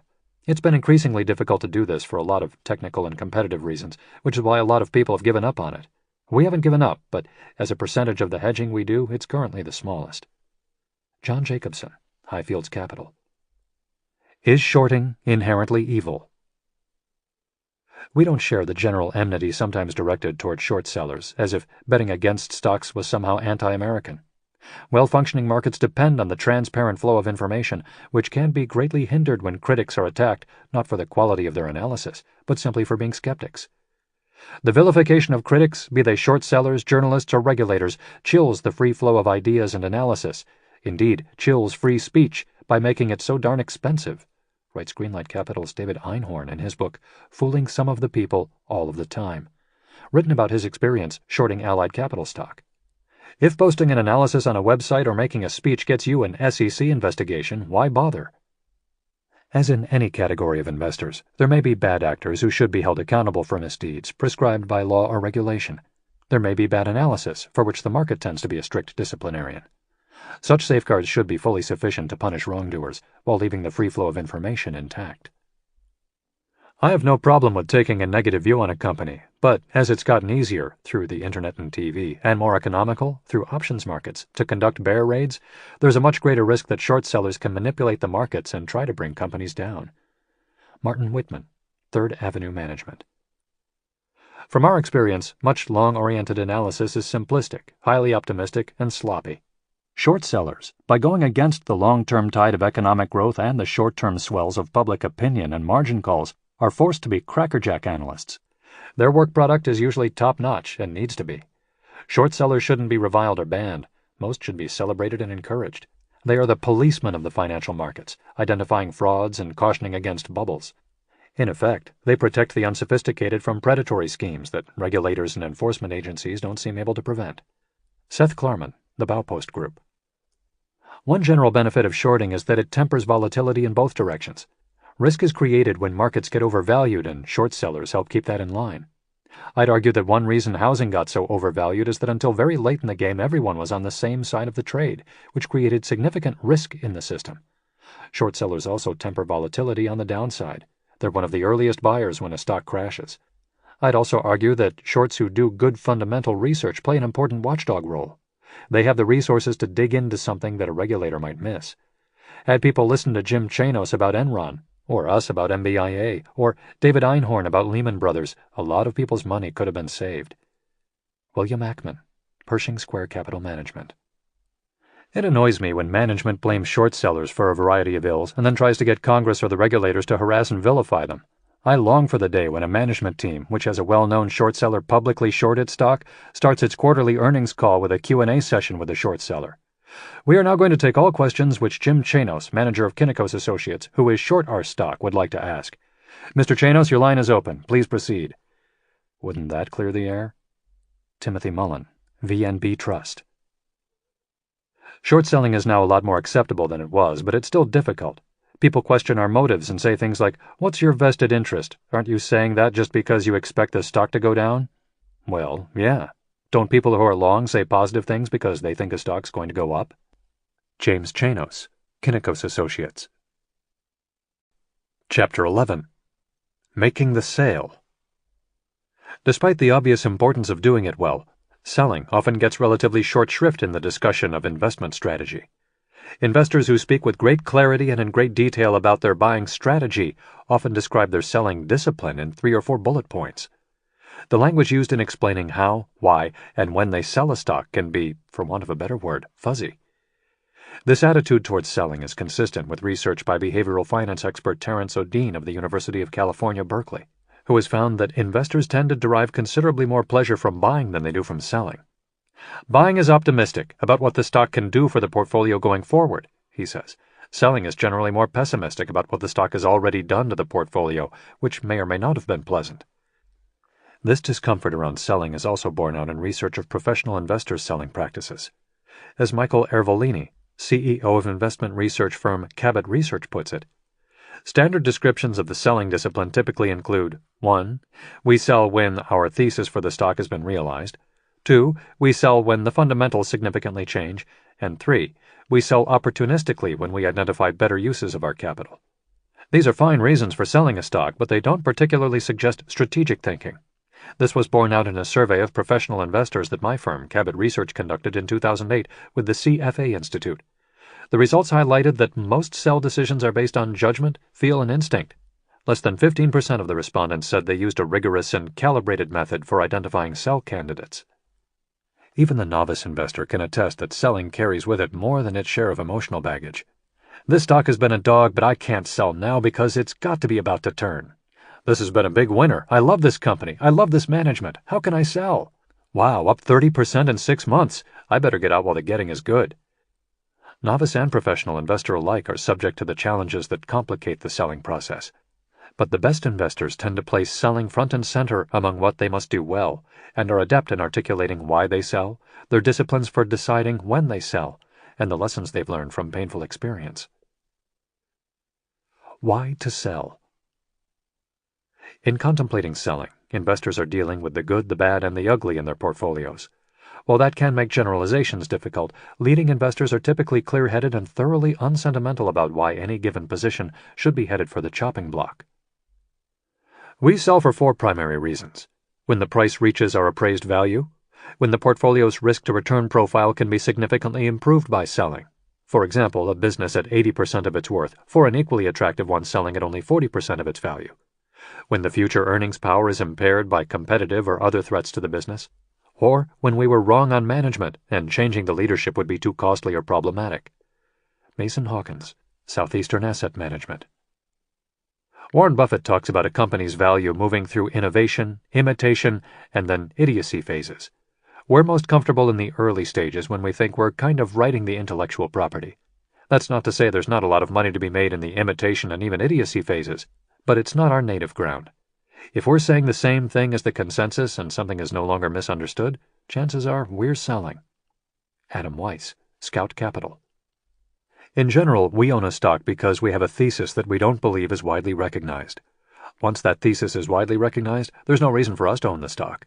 We hope the stock is selling at a certain level at that point, but sometimes it's higher than we expect and sometimes it's lower. But it's not the price that matters. It's whether the thesis is widely known. If it is, We should be selling regardless of the price. Ed Wachenheim, Greenhaven Associates. Sometimes we sell when we've been right, sometimes we sell when we've been wrong, and sometimes we sell because there are 4 more things that became more compelling. There's a common expectation that people who do primary research in the depth we do to arrive at their own fundamental view of what value is over a 3 to 5 year time horizon should hold the stocks for that long. That can happen, but the reality is it often doesn't work out that way. When we look at our portfolio and feel we have other, fresher ideas more in the early innings of the market's misunderstanding than the middle innings, we will consistently make that swap. Adam Weiss, Scout Capital. We replace portfolio holdings later in their earnings cycle and at the high end of their valuation range with those that have the opposite characteristics. There's not one absolute number against which all ideas are compared. This is the value added of fundamental research, using our judgment and experience to gauge where companies are in their valuation and earnings cycles. Kevin McCreish, Systematic Financial Management. We are fully aware when valuations are getting stretched, which often coincides with a position getting outsized in the portfolio. In those cases, we will likely take money off the table by managing the position size down. Chuck Ockrey, Ockrey Capital Management. We pay attention to what I'd call technical exhaustion points, where the trading experience indicates that the market enthusiasm is so overdone that there's a high likelihood of a reversal. We also keep on top of our companies, industries, and trends to gauge how well the market is understanding the story. We won't put up big returns holding stocks for which the valuation relative to the ongoing potential indicates the story is well understood. John Burbank, Passport Capital. We have for selling what we call the IBD test. When our companies start showing up on Investors Business Daily's Hot Top 10 lists, that's generally the time for us to get out. When the Momentum Investors Bible brands one of our companies as a hot growth company, we're usually ready to sell. Sometimes it's early, but we've gotten in early as well. Cara Denver, D-Cubed Family Funds. To be successful in any business, you have to have a certain competitiveness and a certain paranoia. In our business, where they keep score every day and your problems are staring you in the face, you need to be incredibly focused on the problems in the portfolio and constantly assess whether your analysis is right and the consensus is wrong. There's a fine line between having done your homework and having conviction in it and just being stupidly stubborn. The best investors figure out how to walk that line, recognizing their mistakes and moving on when the situation warrants. All of that is very hard. If it were easy, everyone would be good at it. John Jacobson, Highfields Capital. We try not to have many investing rules, but there is one that has always served us well. If we decide we were wrong about something in terms of why we did it, we exit, period. We never invent new reasons to continue with a position when the original reasons are no longer available. David Einhorn, Greenlight Capital. One general principle I learned from famed hedge fund manager Michael Steinhardt years ago is that if he had a position and there was any discrepancy at all factually or fundamentally from the original thesis, he'd close out the position. You could give him 20 good reasons to stay the course and he wouldn't do it. At first I thought he was just being unreasonable and dogmatic, but I realized it was just about probabilities. He might have in his heart of hearts believed that those 20 reasons were persuasive and he should stay the course, but that wasn't how he thought about things. He was thinking, 90% of the time when something like this happens, I lose money, so I'm going to get out. He wouldn't ever say, this might be the 1 in 10 time it's not going to happen. Brian Jakubowski, Abingdon Capital. It's when we're truly negatively surprised that we typically exit a position. If we're surprised, that usually means management is also, and that there's something more fundamentally wrong with the business than we thought. Steve Galbraith, Maverick Capital. We are required as analysts to present 5, 6, or 7 key reasons to own a stock, and if any of those start to erode, that's a warning sign we regularly track that often leads us to sell. For example, we have tended in the past couple of years to overestimate the intrinsic value growth in media companies. As we scale those estimates back, taking away a primary reason for our owning them, we should be selling. Clyde McGregor, Harris Associates. We are prone to the classic value investor mistake of being stubborn about selling even when the thesis starts to break down. I bought it cheap and now it's even cheaper. I can't sell now. That's complicated by the fact that we're transparent with our investors about what we're doing, and it's hard to admit that what you were arguing last quarter has changed or was flat out wrong. We try to apply a couple basic tests to avoid that mistake. One is to be sensitive that when something is taking up an inordinate amount of mental bandwidth, that's almost always a bad sign. We spent way too much time trying to grapple with AIG in 2008, for example, as the bottom was falling out. Probably the best question we ask ourselves when contemplating selling is, if we didn't own it, would we be buying it today? We bought Lockheed Martin in early 2010 because we liked the hard-to-replicate franchise, strong capital discipline, and positive correlation to rising geopolitical tensions.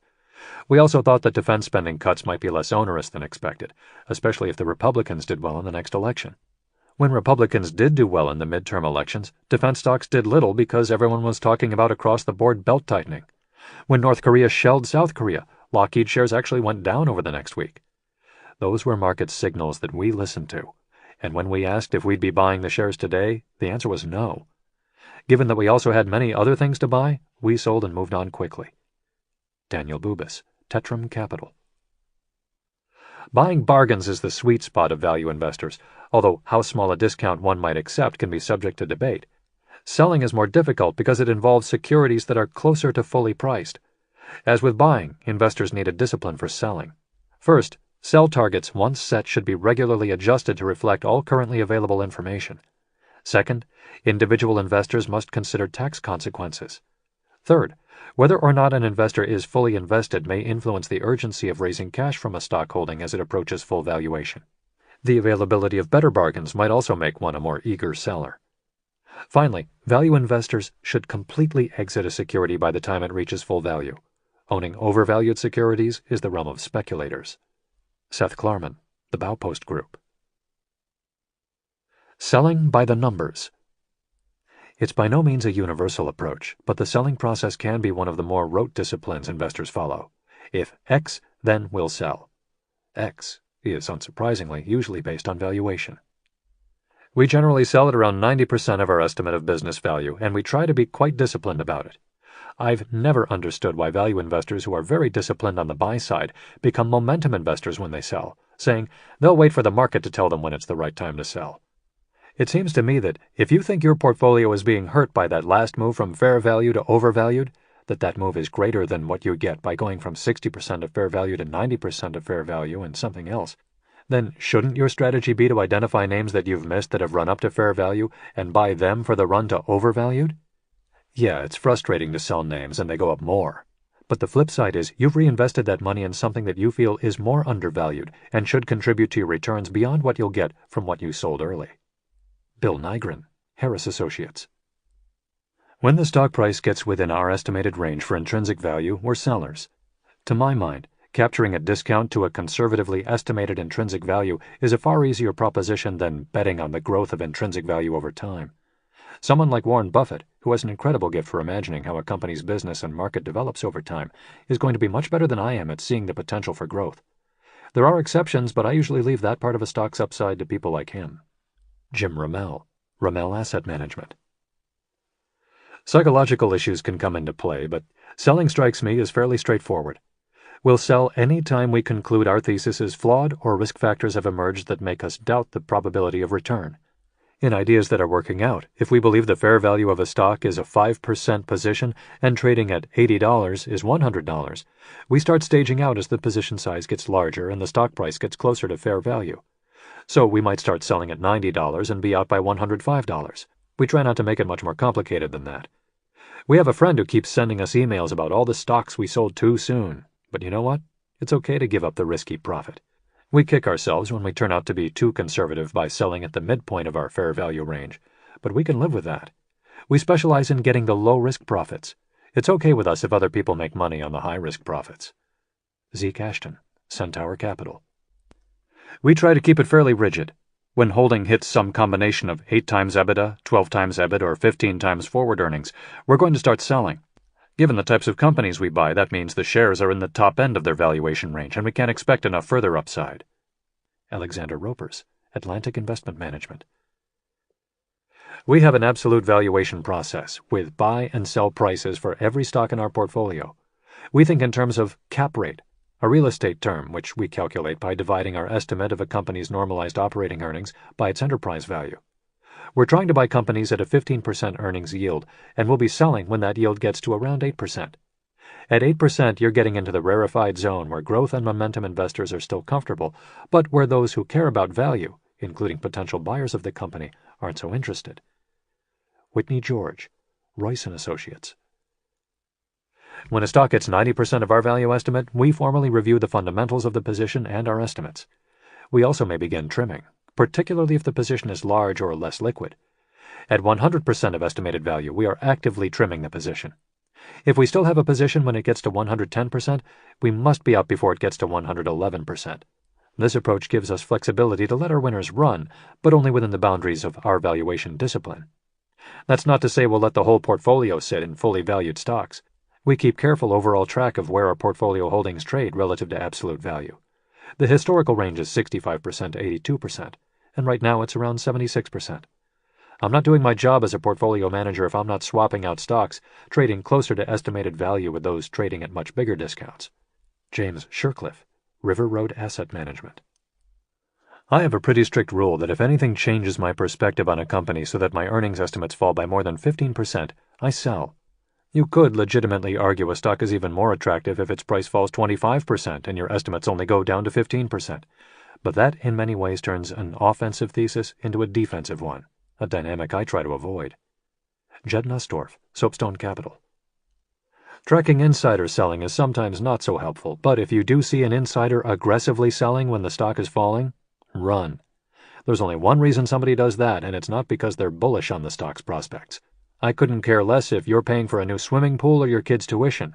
You're selling, and you think your stock is overvalued, so why should I own it? Aaron Edelheit, Saber Value Management. Our selling discipline reflects our desire to exit investments when they reach fair value, although we do pay a lot of attention to taxes, which are inexplicably overlooked by a lot of long and short funds. The common wisdom seems to be that you shouldn't let taxes cloud your investment judgment, but that's unrealistic to us given the difference between short and long-term tax rates. We do not like to sell stocks that have worked before owning them for a full year, unless we feel a stock's price exceeds fair value to the extent that the tax benefit of waiting to sell no longer compensates for the risk of a return to fair value, or worse. Tucker Golden, Solis Capital. I arrived at a rigid, quantitative discipline because otherwise I would have no idea how to sell. It struck me that if you let your emotions dictate when to sell, you risk falling in love with the companies that have been doing well and then you ride them too long, and then something goes wrong. I guess I have the classic value mentality. It's instinctual for me to want to sell as things go up, and I start getting nervous. For me, having something systematic that says, this is cheap or this is fairly valued is really, really important. Richard Pazina, Pazina Investment Management. Getting the timing right. Ask investors to reflect on their mistakes, and they frequently cite poor timing, both too early and too late, when it comes to selling. How they come to terms with this timing challenge, and what they do to overcome it, can be highly instructive in understanding their overall investment approach. Given our value bias, we tend to buy early and sell early. Often, in our best investments, the shareholder base changes from value investors to growth at reasonable price or GARP investors, and we miss out as that full transition takes place and the true believers completely take over. I've come to accept that and consider it kind of inevitable with a value discipline. John Jacobson, Highfields Capital. As sensible as a buy and hold strategy is in a bull market, it can be dangerous in a volatile downward trending one. It's a fair criticism that we historically may have held too closely to our aspirational valuation, even after what we considered our proprietary insight had become conventionally held. We're less worried now about the perfect exit and are content with the perfectly good one. David Nierenberg, D-Cubed Family Funds. I more often than not sell too soon. To avoid that, I'm trying to better distinguish between cases in which the rise in the share price is still primarily a function of improving business fundamentals and those where multiple expansion has become most important. A rapidly increasing multiple often means too many people are starting to agree with me, which makes me nervous. Aaron Edelheit, Saber Value Management. We've many times sold way too soon. To try to avoid this, we forced ourselves to look over long periods at where margin and sentiment peaks have been in individual stocks to really vet how high something might reasonably go. Philip Tasho, Tamro Capital. In cases in which we haven't made a mistake or something better hasn't come along, we've evolved our selling strategy somewhat. We used to have a fairly rigid rule that as soon as something went above the market multiple, we'd sell. But we thought we too often were leaving money on the table, so we now use trailing stops. That means if something hits the market multiple on the day it's trading at $61, we'll set a stop to sell, say at $59. If the stock goes up to $63, we'll set the trailing stop at $61, and so on. Hopefully, this allows us to better take advantage of people's willingness to overpay for our shares. John Dorfman, Thunderstorm Capital. In one stock, we sold way too early. Dealing with management was so frustrating that it discombobulated us, and we concluded the situation couldn't be fixed. In fact, we should have stepped back and recognized that the attractiveness of the business would outlast management. Within a year of the old CEO leaving, the stock went from the low teens to $40. We had the conversation at $7 about whether to take a much bigger position and pound the table more with management. We just didn't do it. Don Noon, VN Capital. When management really makes us angry, we put the file in a drawer for a while and just don't do anything. We try not to sell just because we're angry. If you sell when you're angry, you can imagine everybody else who wants to sell that way reaches the point of exasperation at exactly the same time. That's the kind of thing that creates at least a trading bottom. Better to sit on it for some time, and even if you still hate what the company's doing, you're probably going to get a better chance to get out. David Einhorn, Greenlight Capital.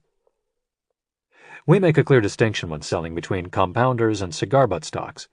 Once the cigar butts come back, you know to get out because they're just going to go down again. With something like Johnson & Johnson, though, you make a judgment call when it hits intrinsic value, based on your confidence in its ability to compound returns and what your alternatives are. Christopher Brown, Tweedy Brown Company. We will sell when events materially threaten return on capital. The discount rate implicit in the stock gets too low because the valuation has gone up, or if I just have a much better idea.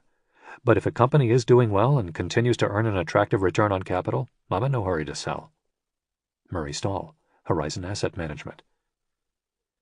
If we're investing in a competitively advantaged business run by excellent management, we won't go too wrong even if we hold companies trading above our estimate of intrinsic value from time to time. We've owned Morningstar since its IPO, and I can see it one day becoming a $10 billion business. The founder and CEO owns more than half of the company, and for 25 years has run it at every level to maximize long-term returns. Unless something fundamentally changes in that situation, why would we sell? Brian Bears, Bears Capital. Selling for me is rarely about pure valuation. The really good ones are too hard to find. You don't want to part with them lightly. Life experience tells me that if you sell something at $50 and tell yourself you'll get back in if it goes back down to $35, it will go down to $35.01, and the next time you have a serious look it'll be at $300. That hurts. Chuck Akre, Akre Capital Management. When something approaches our price target, we will reassess it carefully, and the decision to sell often has a lot to do with the alternatives we have. We think it's overly bold of us to try to time going in and out of cash, so we're apt to let something we know well run if we don't have something better to buy. Overall, I'd say in my career I've sold too early many more times than I've sold too late. Candace Weir, Paradigm Capital. Based on our research, investors who sell winners and hold losers because they expect the losers to outperform the winners in the future are, on average, mistaken. Terence O'Dean, University of California, Berkeley. Once we take ownership of an idea, whether it's related to politics or sports or investing, a lot of changes take place. We probably fall in love with the idea more than we should. We value it for more than it's worth, and quite often we have trouble letting go of it because we can't stand the idea of its loss. What are you left with then? A rigid and unyielding ideology that can be quite detrimental to clear thought.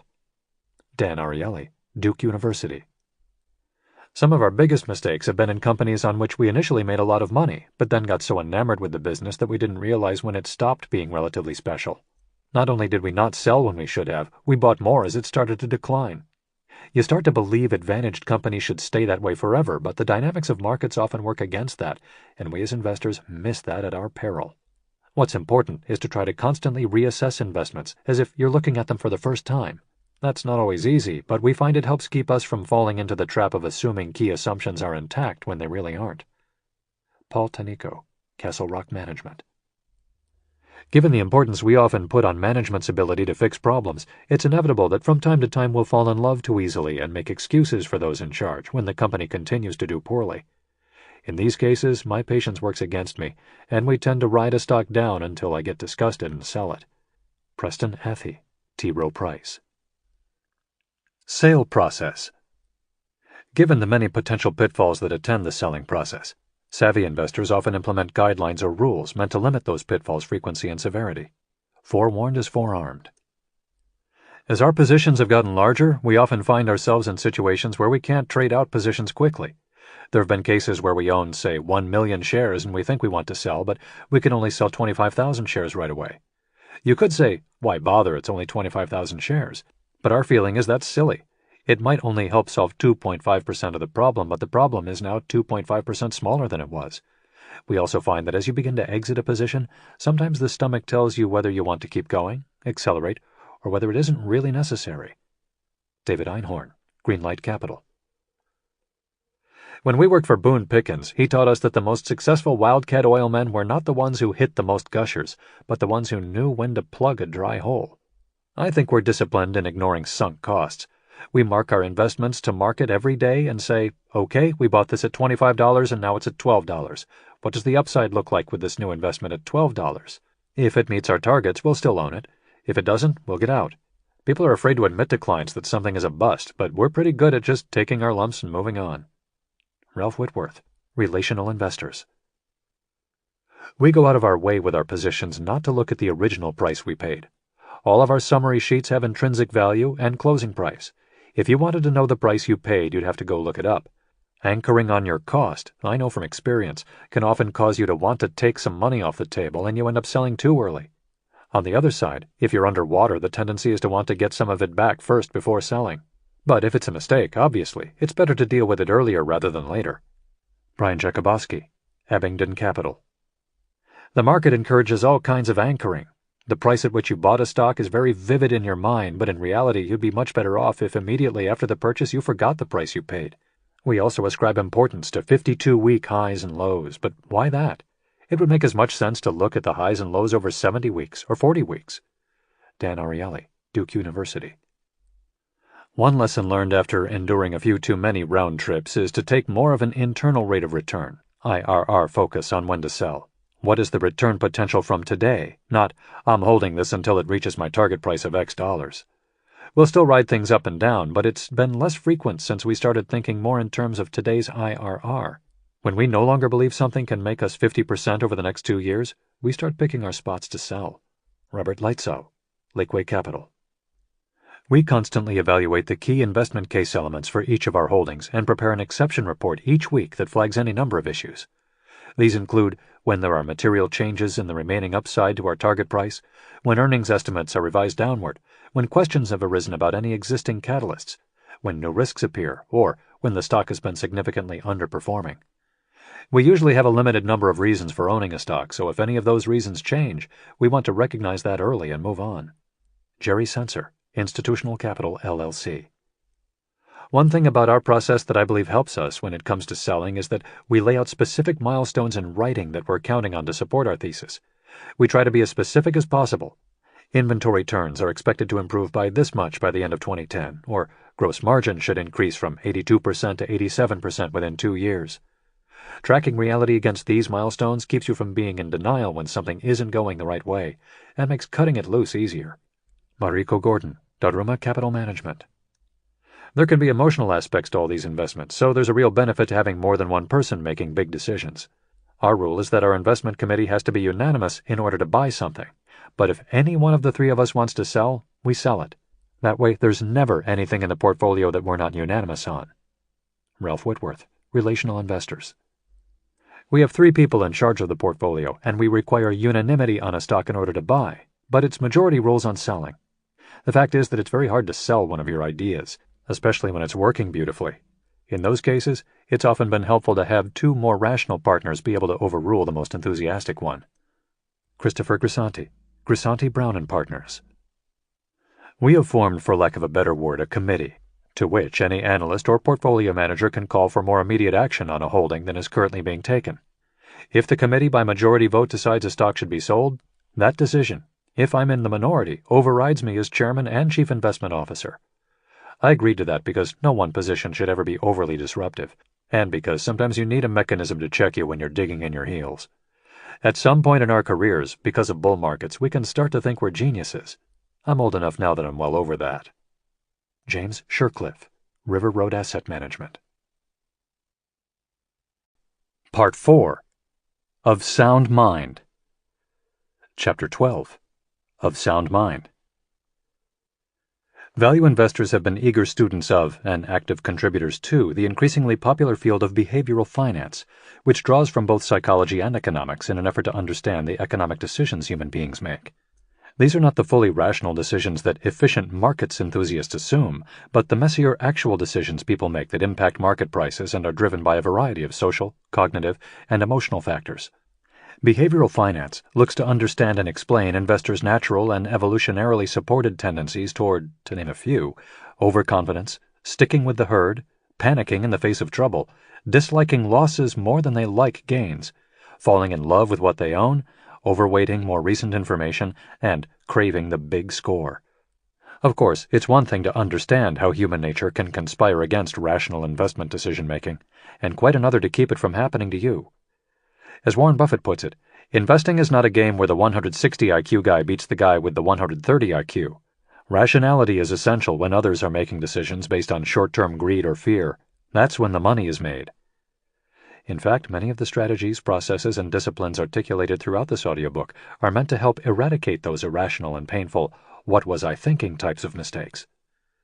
Beyond more concrete elements of strategy and tactics, the best investors also emphasize the importance of mindset to their ultimate success. What are common elements of their mindset? They're competitive, they're contrarian, they balance self-confidence with humility, they're inherently curious, they're constantly learning. While such traits may be more innate than learned, and more difficult for the outside observer to assess, they're extremely important in distinguishing the investors who have what it takes from those who don't. Competitive spirit. Over a total of 38 years as a Division I college basketball coach, the late Norm Stewart amassed 728 wins, most of those at his alma mater, the University of Missouri. Known as a tireless recruiter, the first question he would often pose to aspiring high school players was a simple one. Do you love to play? Of course, all said yes, but how they answered was often telling. Stewart explained that he asked out of a conviction that those who don't truly love to play would never have the dedication and drive necessary to compete at the highest levels, regardless of how talented they were. This universal insight certainly holds true for investors. If their love of the game isn't evident, it calls into question their ability to play it well. What other business is as intellectually stimulating as this? Other than maybe intelligence gathering for national security, I don't know of one. If you like winning, there's a scorecard. If you like game theory and trying to logically deduce what's likely to happen, this is a great application for that, and it's very gratifying to be proven correct. Kyle Bass, Heyman Advisors. I'd use the analogy of a professional baseball player. If you think about what would motivate someone to put so much time and energy into doing something as repetitive as playing baseball, you could probably boil it down to three things. It could be they just like the process of playing the game because they're good at it and get a lot of personal validation out of it. It could be because they're very competitive and want to be on the winning team and want to succeed in an objectively measured way. Or it could be they're just in it for the money, to become accomplished in the field and be well compensated for their talent. For me, I enjoy the process of trying to figure out what's going on in the world, and think investing is about as good as it gets in business terms of intellectual stimulation. Second, I'm very competitive, but in the positive sense of trying to improve and always measuring how well I'm doing that. The third part, making money, is not required, but conveniently and pleasantly is a result of being good at the first two. John Burbank, Passport Capital. I love the challenge of investing. For a competitive person, there's nothing better than when you absolutely nail something that no one else was getting. It's also a great business for people who are intellectually curious. I've followed the battery industry for 20 years, but I learned several new things from my conversation earlier today with the president of Exide. It's a new game every day. Why would I do anything else? Candace Weir, Paradigm Capital. When I started the business, I was motivated by being a real competitor.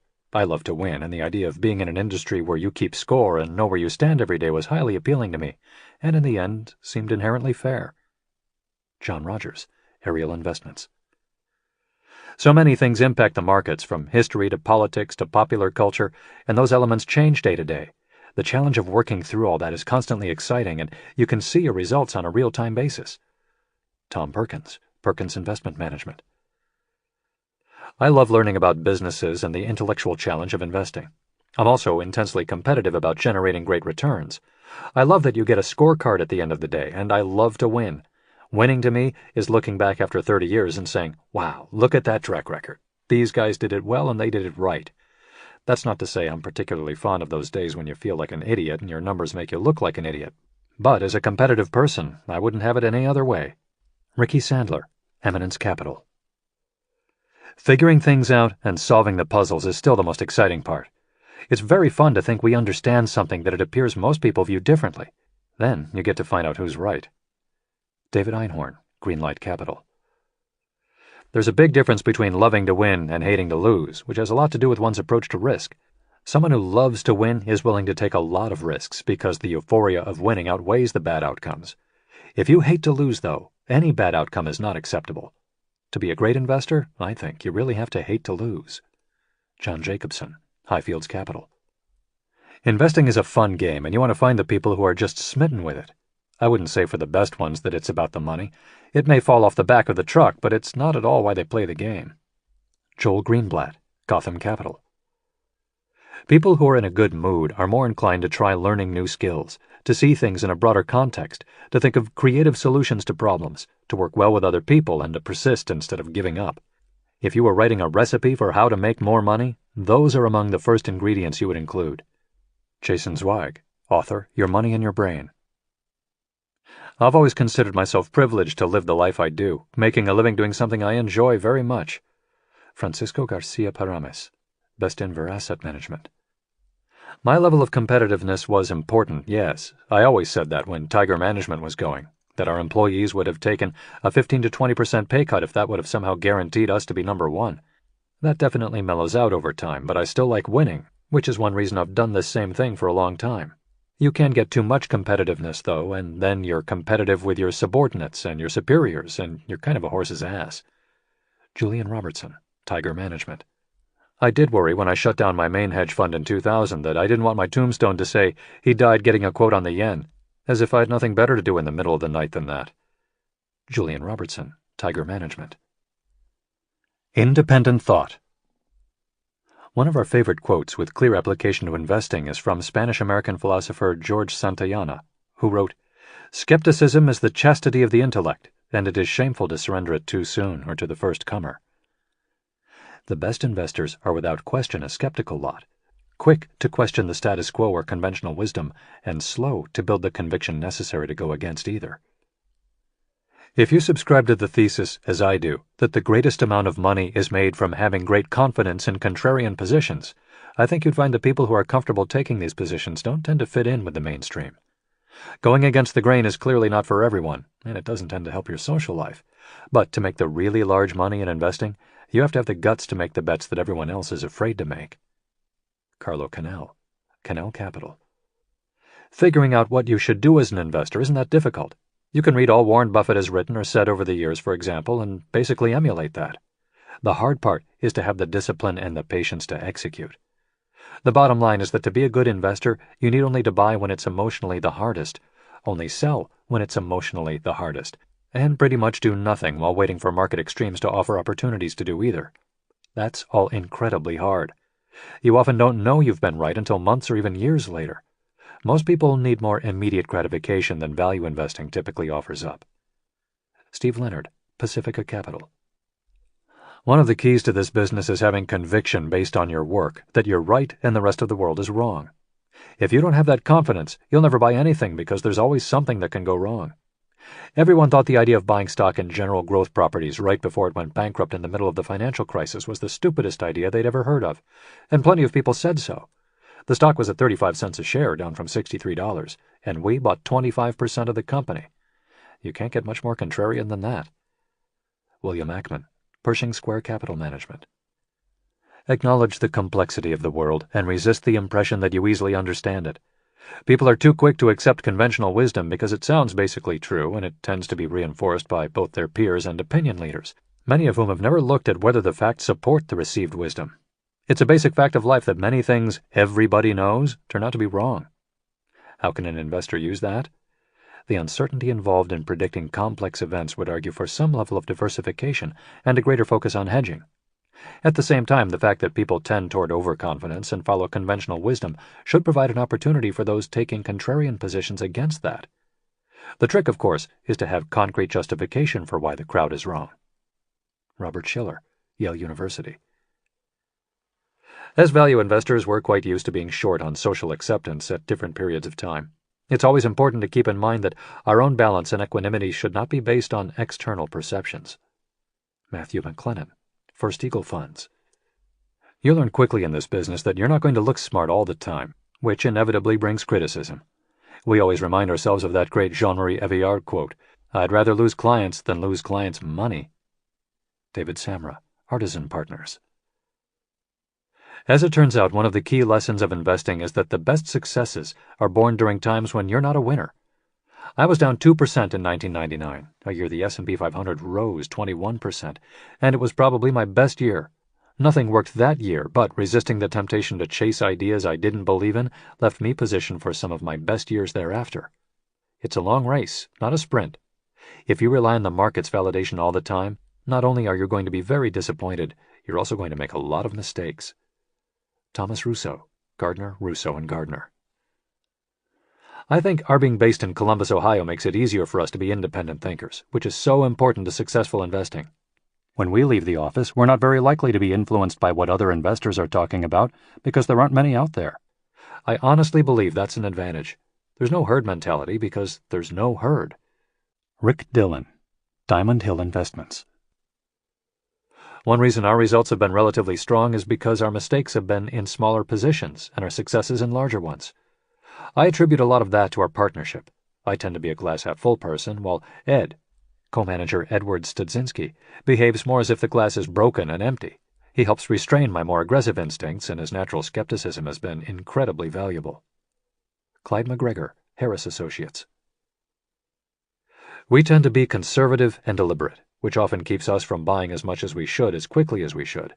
Having said that, I think being skeptical and wary about all the things that can go wrong is a good way to avoid making a lot of mistakes. Anyway, it's my nature to be that way, and even if I could change it, I wouldn't really want to. Wayne Cooperman, Cobalt Capital.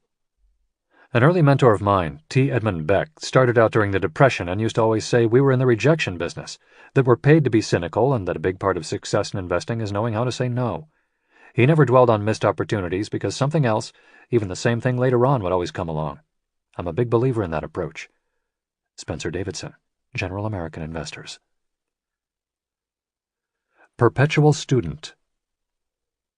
Unlike basketball, investing is a game at which you should become more proficient with the long passage of time. This can only happen, however, with the mindset of a perpetual student, as conversant in historical precedent as you are in future possibility. The nice thing about investing is that if you can protect your physical and mental health, you should only get better at it over time. Experience improves your ability to recognize patterns and to exercise judgment in difficult situations, of which there have certainly been no shortage in recent years. David Nirenberg, D-Cubed Family Funds. I enjoy being a perpetual student and working with good people. I'll probably be here until I go non compos mentis. I'll lose my marbles. Then they have a right to get rid of me. Martin Whitman, Third Avenue Management. I generally find the best investors are very open and have almost a childlike curiosity about how everything works. They don't come to the table with preconceived notions. Americans, in fact, are more likely to have this kind of attitude than Europeans or Asians. It's much harder to learn new things when you think you already know everything. Oliver Kratz, Deutsche Asset Management. Soon after graduating from college, I went through some testing at the Johnson O'Connor Institute and found that I have two prominent aptitudes: inductive reasoning and what they call ideaphoria. These don't often go together. One involves a logical progression from specific observations to arriving at broader generalizations, while the other is an unusually high-frequency flow of ideas, many of which are unfocused and nonlinear. You don't want much ideaphoria if you're an accountant, but those two aptitudes combined seem to be conducive to investing. Carlo Canal, Canal Capital. Fortune magazine recently had an interesting article about how successful people work, and one of the people they spoke with was Wynton Marsalis, the great jazz trumpeter. He said that if you want to be able to find a groove, you have to practice, practice, practice. You've got to know the scales, and you've got to know the basics if you want to improvise. Mitchell Julis, Canyon Capital. Things trade at different values from their true worth because human beings look at them in certain ways in certain circumstances. Those ways and circumstances can change, so the tools you use and your thought processes have to evolve. The exact same thing doesn't always work over and over again. The market's too smart for that. Lisa Rapuano, Matador Capital Management. One of the things about which we're institutionally most proud is having outperformed the S&P 500 in every rolling 10-year period since 1969. That means we've had to be open to change and not just do exactly what had worked for the previous 10 years, because the best funds in any 10-year period are always the funds optimized to that period, in healthcare, say, or commodities or technology. The biggest risk we worry about is not adapting to the times and participating in change. That's what keeps us on our toes. Christopher Davis, Davis Advisors. I'm a golfer, and one of the things I love about it is that you can play the same course 20 days in a row and every day will be different. It just rained, or it's hot, or the wind is blowing from a different direction. You have to adjust all the time for a lot of changing factors, which is also true of investing. People who really love to invest wouldn't have it any other way. Robert Lightsoe, Lakeway Capital. I've had the good fortune of being around smart investors my whole life, including my father. Because of that, I'm sure things maybe clicked a bit more quickly when I started getting interested in investing. But I'd have to say, learning from what works and what doesn't is how you really become a better investor. In the end, the market is the best teacher. Wayne Cooperman, Cobalt Capital. You have to have your eyes open all the time and devote yourself, as Charlie Munger says, to lifetime learning. As I like to say, in life as well as in business, I'm lucky if I've learned something new every day, and I'm doubly lucky if it didn't cost too much to do so. Chuck Akre, Akre Capital Management. Will Rogers once said, "Good judgment comes from experience, and a lot of that comes from bad judgment." I add to my base of experience every day. Donald Yachtman, Yachtman Asset Management. One great thing about investing is that, unlike the pitcher who starts to lose his fastball in his mid-30s, my fastball as an investor should keep getting better. I'm one of those guys who says, "Thank God it's Monday," because this is as much my hobby as it is how I make a living. If you don't feel that way, you should probably be doing something else. Andrew Pillara, RS Investments. To err is human. Critical to the learning process is a rigorous assessment of how and why past mistakes were made. No portfolio manager would admit that he or she makes little effort to learn from mistakes, but we have often found in this regard that words often don't match deeds. Money managers expect executives of the companies whose stocks they own to be open and honest about mistakes, to be quick to correct them, and to be diligent in trying to make sure they don't happen again. Investors should expect nothing less from those to whom they have entrusted their money. We have a deliberate process to at least once a year sit down and look at the mistakes we've made. If you do it too often, you probably don't achieve much at all because you're constantly looking over things before the mistake is actually clear. We try to focus more on process errors we can control than just on what went wrong in terms of outcomes. It's also important to make sure you learn the right lessons. It's very easy to learn a specific lesson that isn't very helpful because you won't find yourself in exactly that specific situation again. You want to learn the most general lesson you can from the mistakes you make. James Montier, GMO. I'm playing golf in a foursome that includes someone who's a terrific golfer. He's teeing off and takes a big swing and misses, digging up a divot off to the side of the ball and tee. He regroups, takes a deep breath, and then does the exact same thing again, digging an even bigger divot in the same place. He looks at his caddy, who walks over and takes the ball and tee and puts it into the divot hole and says, "Try this." I thought that was hilarious, but it gets to the importance of working hard to not repeat mistakes. We set up our processes so that we're formally addressing as many of the answers as possible to the question, if it turns out 2 years from now we've made a mistake, why would that be?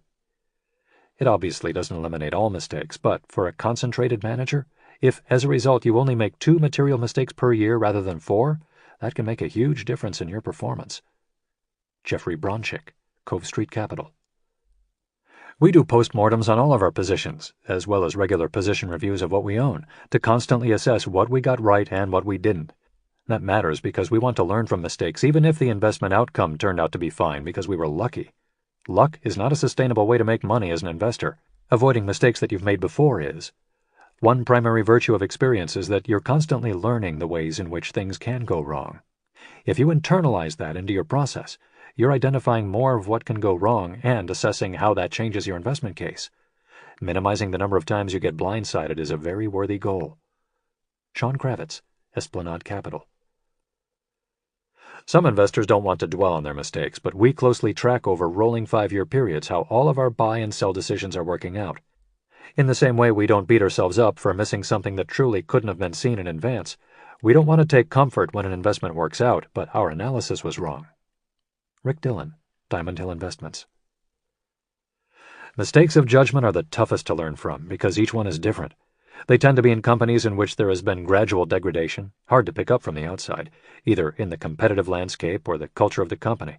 Because each case is different, it's hard to draw general lessons, and you don't want to learn the wrong one.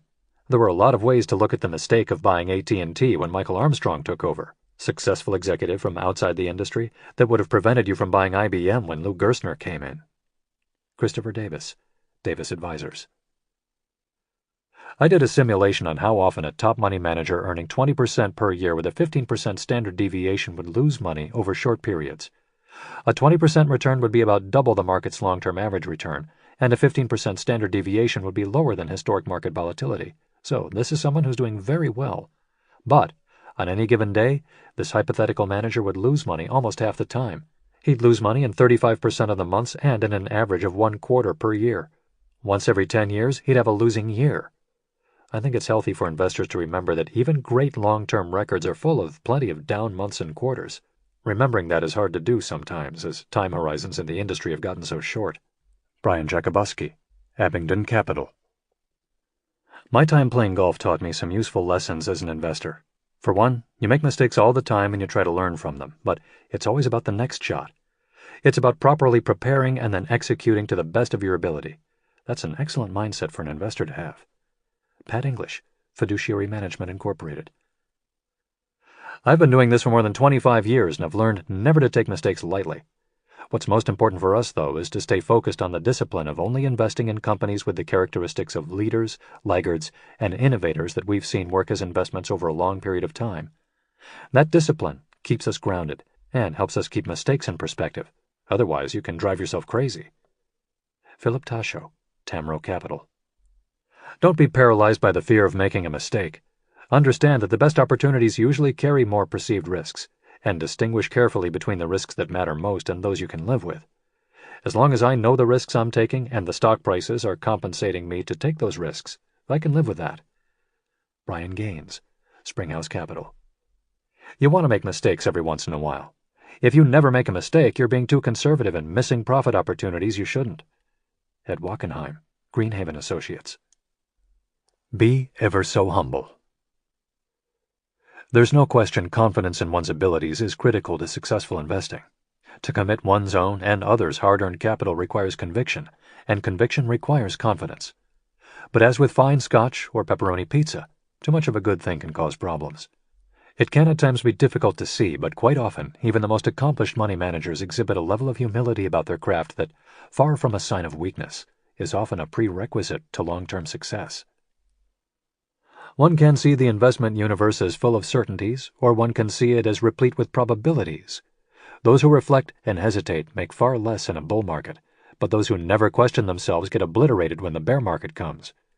In investing, certainty can be a serious problem because it causes one not to reassess flawed conclusions. Nobody can know all the facts. Instead, one must rely on shreds of evidence, kernels of truth, and what one suspects to be true but cannot prove. Seth Klarman, The Baupost Group. You obviously need to develop strong opinions and to have the conviction to stick with them when you believe you're right, even when everybody else may think you're an idiot. But where I've seen ego get in the way is by not always being open to question and to input that could change your mind. If you can't ever admit you're wrong, you're more likely to hang on to your losers and sell your winners, which is not a recipe for success. Kyle Bass, Heyman Advisors. It is much harder psychologically to be unsure than to be sure. Certainty builds confidence, and confidence reinforces certainty. Yet being overly certain in an uncertain, protean, and ultimately unknowable world is hazardous for investors. To be sure, uncertainty breeds doubt, which can be paralyzing. But uncertainty also motivates diligence, as one pursues the unattainable goal of eliminating all doubt. Unlike premature or false certainty, which induces flawed analysis and failed judgments, a healthy uncertainty drives the quest for justifiable conviction. Seth Klarman, The Baupost Group. When I worked for New York City, I met an old-time surveyor in my department who had gone broke betting on horses. The first time he had gone to the racetrack, he decided to bet on a horse named Surveyor, and the worst possible thing happened. The horse won. This guy figured it was easy money, and over the next 20 years he proceeded to lose just about everything he had. People forget it all the time, but it's important as investors to differentiate between luck and skill. Over short periods of time, you can do the wrong thing and make a lot of money, and do the right thing and look like an idiot. We try to stick to what we do well and not get too caught up in what's working at any given moment. In the long run, that sort of discipline will keep you from blowing up. It's a lesson a lot of smarter guys than us have obviously forgotten. Phil Goldstein, Bulldog Investors.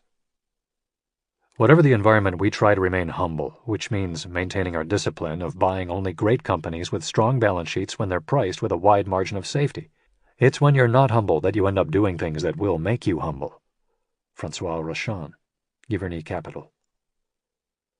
Over a long career, you learn a certain humility and are quicker to attribute success to luck rather than to your own brilliance. I think that makes you a better investor because you're less apt to make the big mistake, and you're probably quicker to capitalize on good fortune when it shines upon you. Spencer Davidson, General American Investors. We know our investors are going to worry about their portfolios over short time periods, but we explain to them that we won't. We try to look at short-term market gyrations as nothing more than opportunities to smartly enter or exit a position, subject to valuation and fundamentals. While I hope that keeps us rational, I wouldn't say I am always calm. My style at heart is out of the pages of Andy Grove's book, Only the Paranoid Survive. When our stocks are going down, I'm driving everyone nuts to see what we might be missing. When our stocks are going up, I'm not any more comfortable. I'm worried whether they're going up for the right reasons and how it might all come crashing down. I say we invest paranoid somewhat tongue-in-cheek because we couldn't take the sizable positions we do if we were truly paranoid. I just worry about it every step of the way. Stephen Romick, First Pacific Advisors. I've seen too many businesses, investment firms and others, run into the ground by impressive people who start to think they're smarter than everyone else. That's when big mistakes get made. There are enough ways to screw up in this business without bringing it on yourself because of ego. Barry Rosenstein, Jaina Partners. Attempting to achieve a superior long-term record by stringing together a run of top decile years is unlikely to succeed. Rather, striving to do a little better than average every year, and through discipline to have highly superior relative results in bad times, is 1. Less likely to produce extreme volatility, 2. Less likely to produce huge losses which can't be recouped, and 3. Most importantly, more likely to work. Howard Marks, Oaktree Capital. This is the world's best business when you're doing well, and somewhat less so when everybody's yelling at you because you're trailing the market. It's important not to get carried away with yourself when times are good, and to be able to admit your mistakes and move on when they're not so good. If you are intellectually honest and not afraid to be visibly and sometimes painfully judged by your peers, investing is not work, it's fun. Jeffrey Bronchick, Reed, Connor, and Birdwell. The final word. Value investors have a long tradition of sharing what they've learned, which we hope to have honored by assembling the insights many of the best money managers in the business have shared with us over the years. We have gone to great lengths to make sure that their words, not ours, have taken the most prominence. Our greatest wish is that you'll find in the wisdom they've imparted insights that will make you a better investor tomorrow, a year from now, and 10 years from now. To that end, it's only fitting that we close with the quote we used to lead off our editor's letter in the inaugural issue of Value Investor Insight, from Warren Buffett's longtime partner and brilliant investor in his own right, Charlie Munger.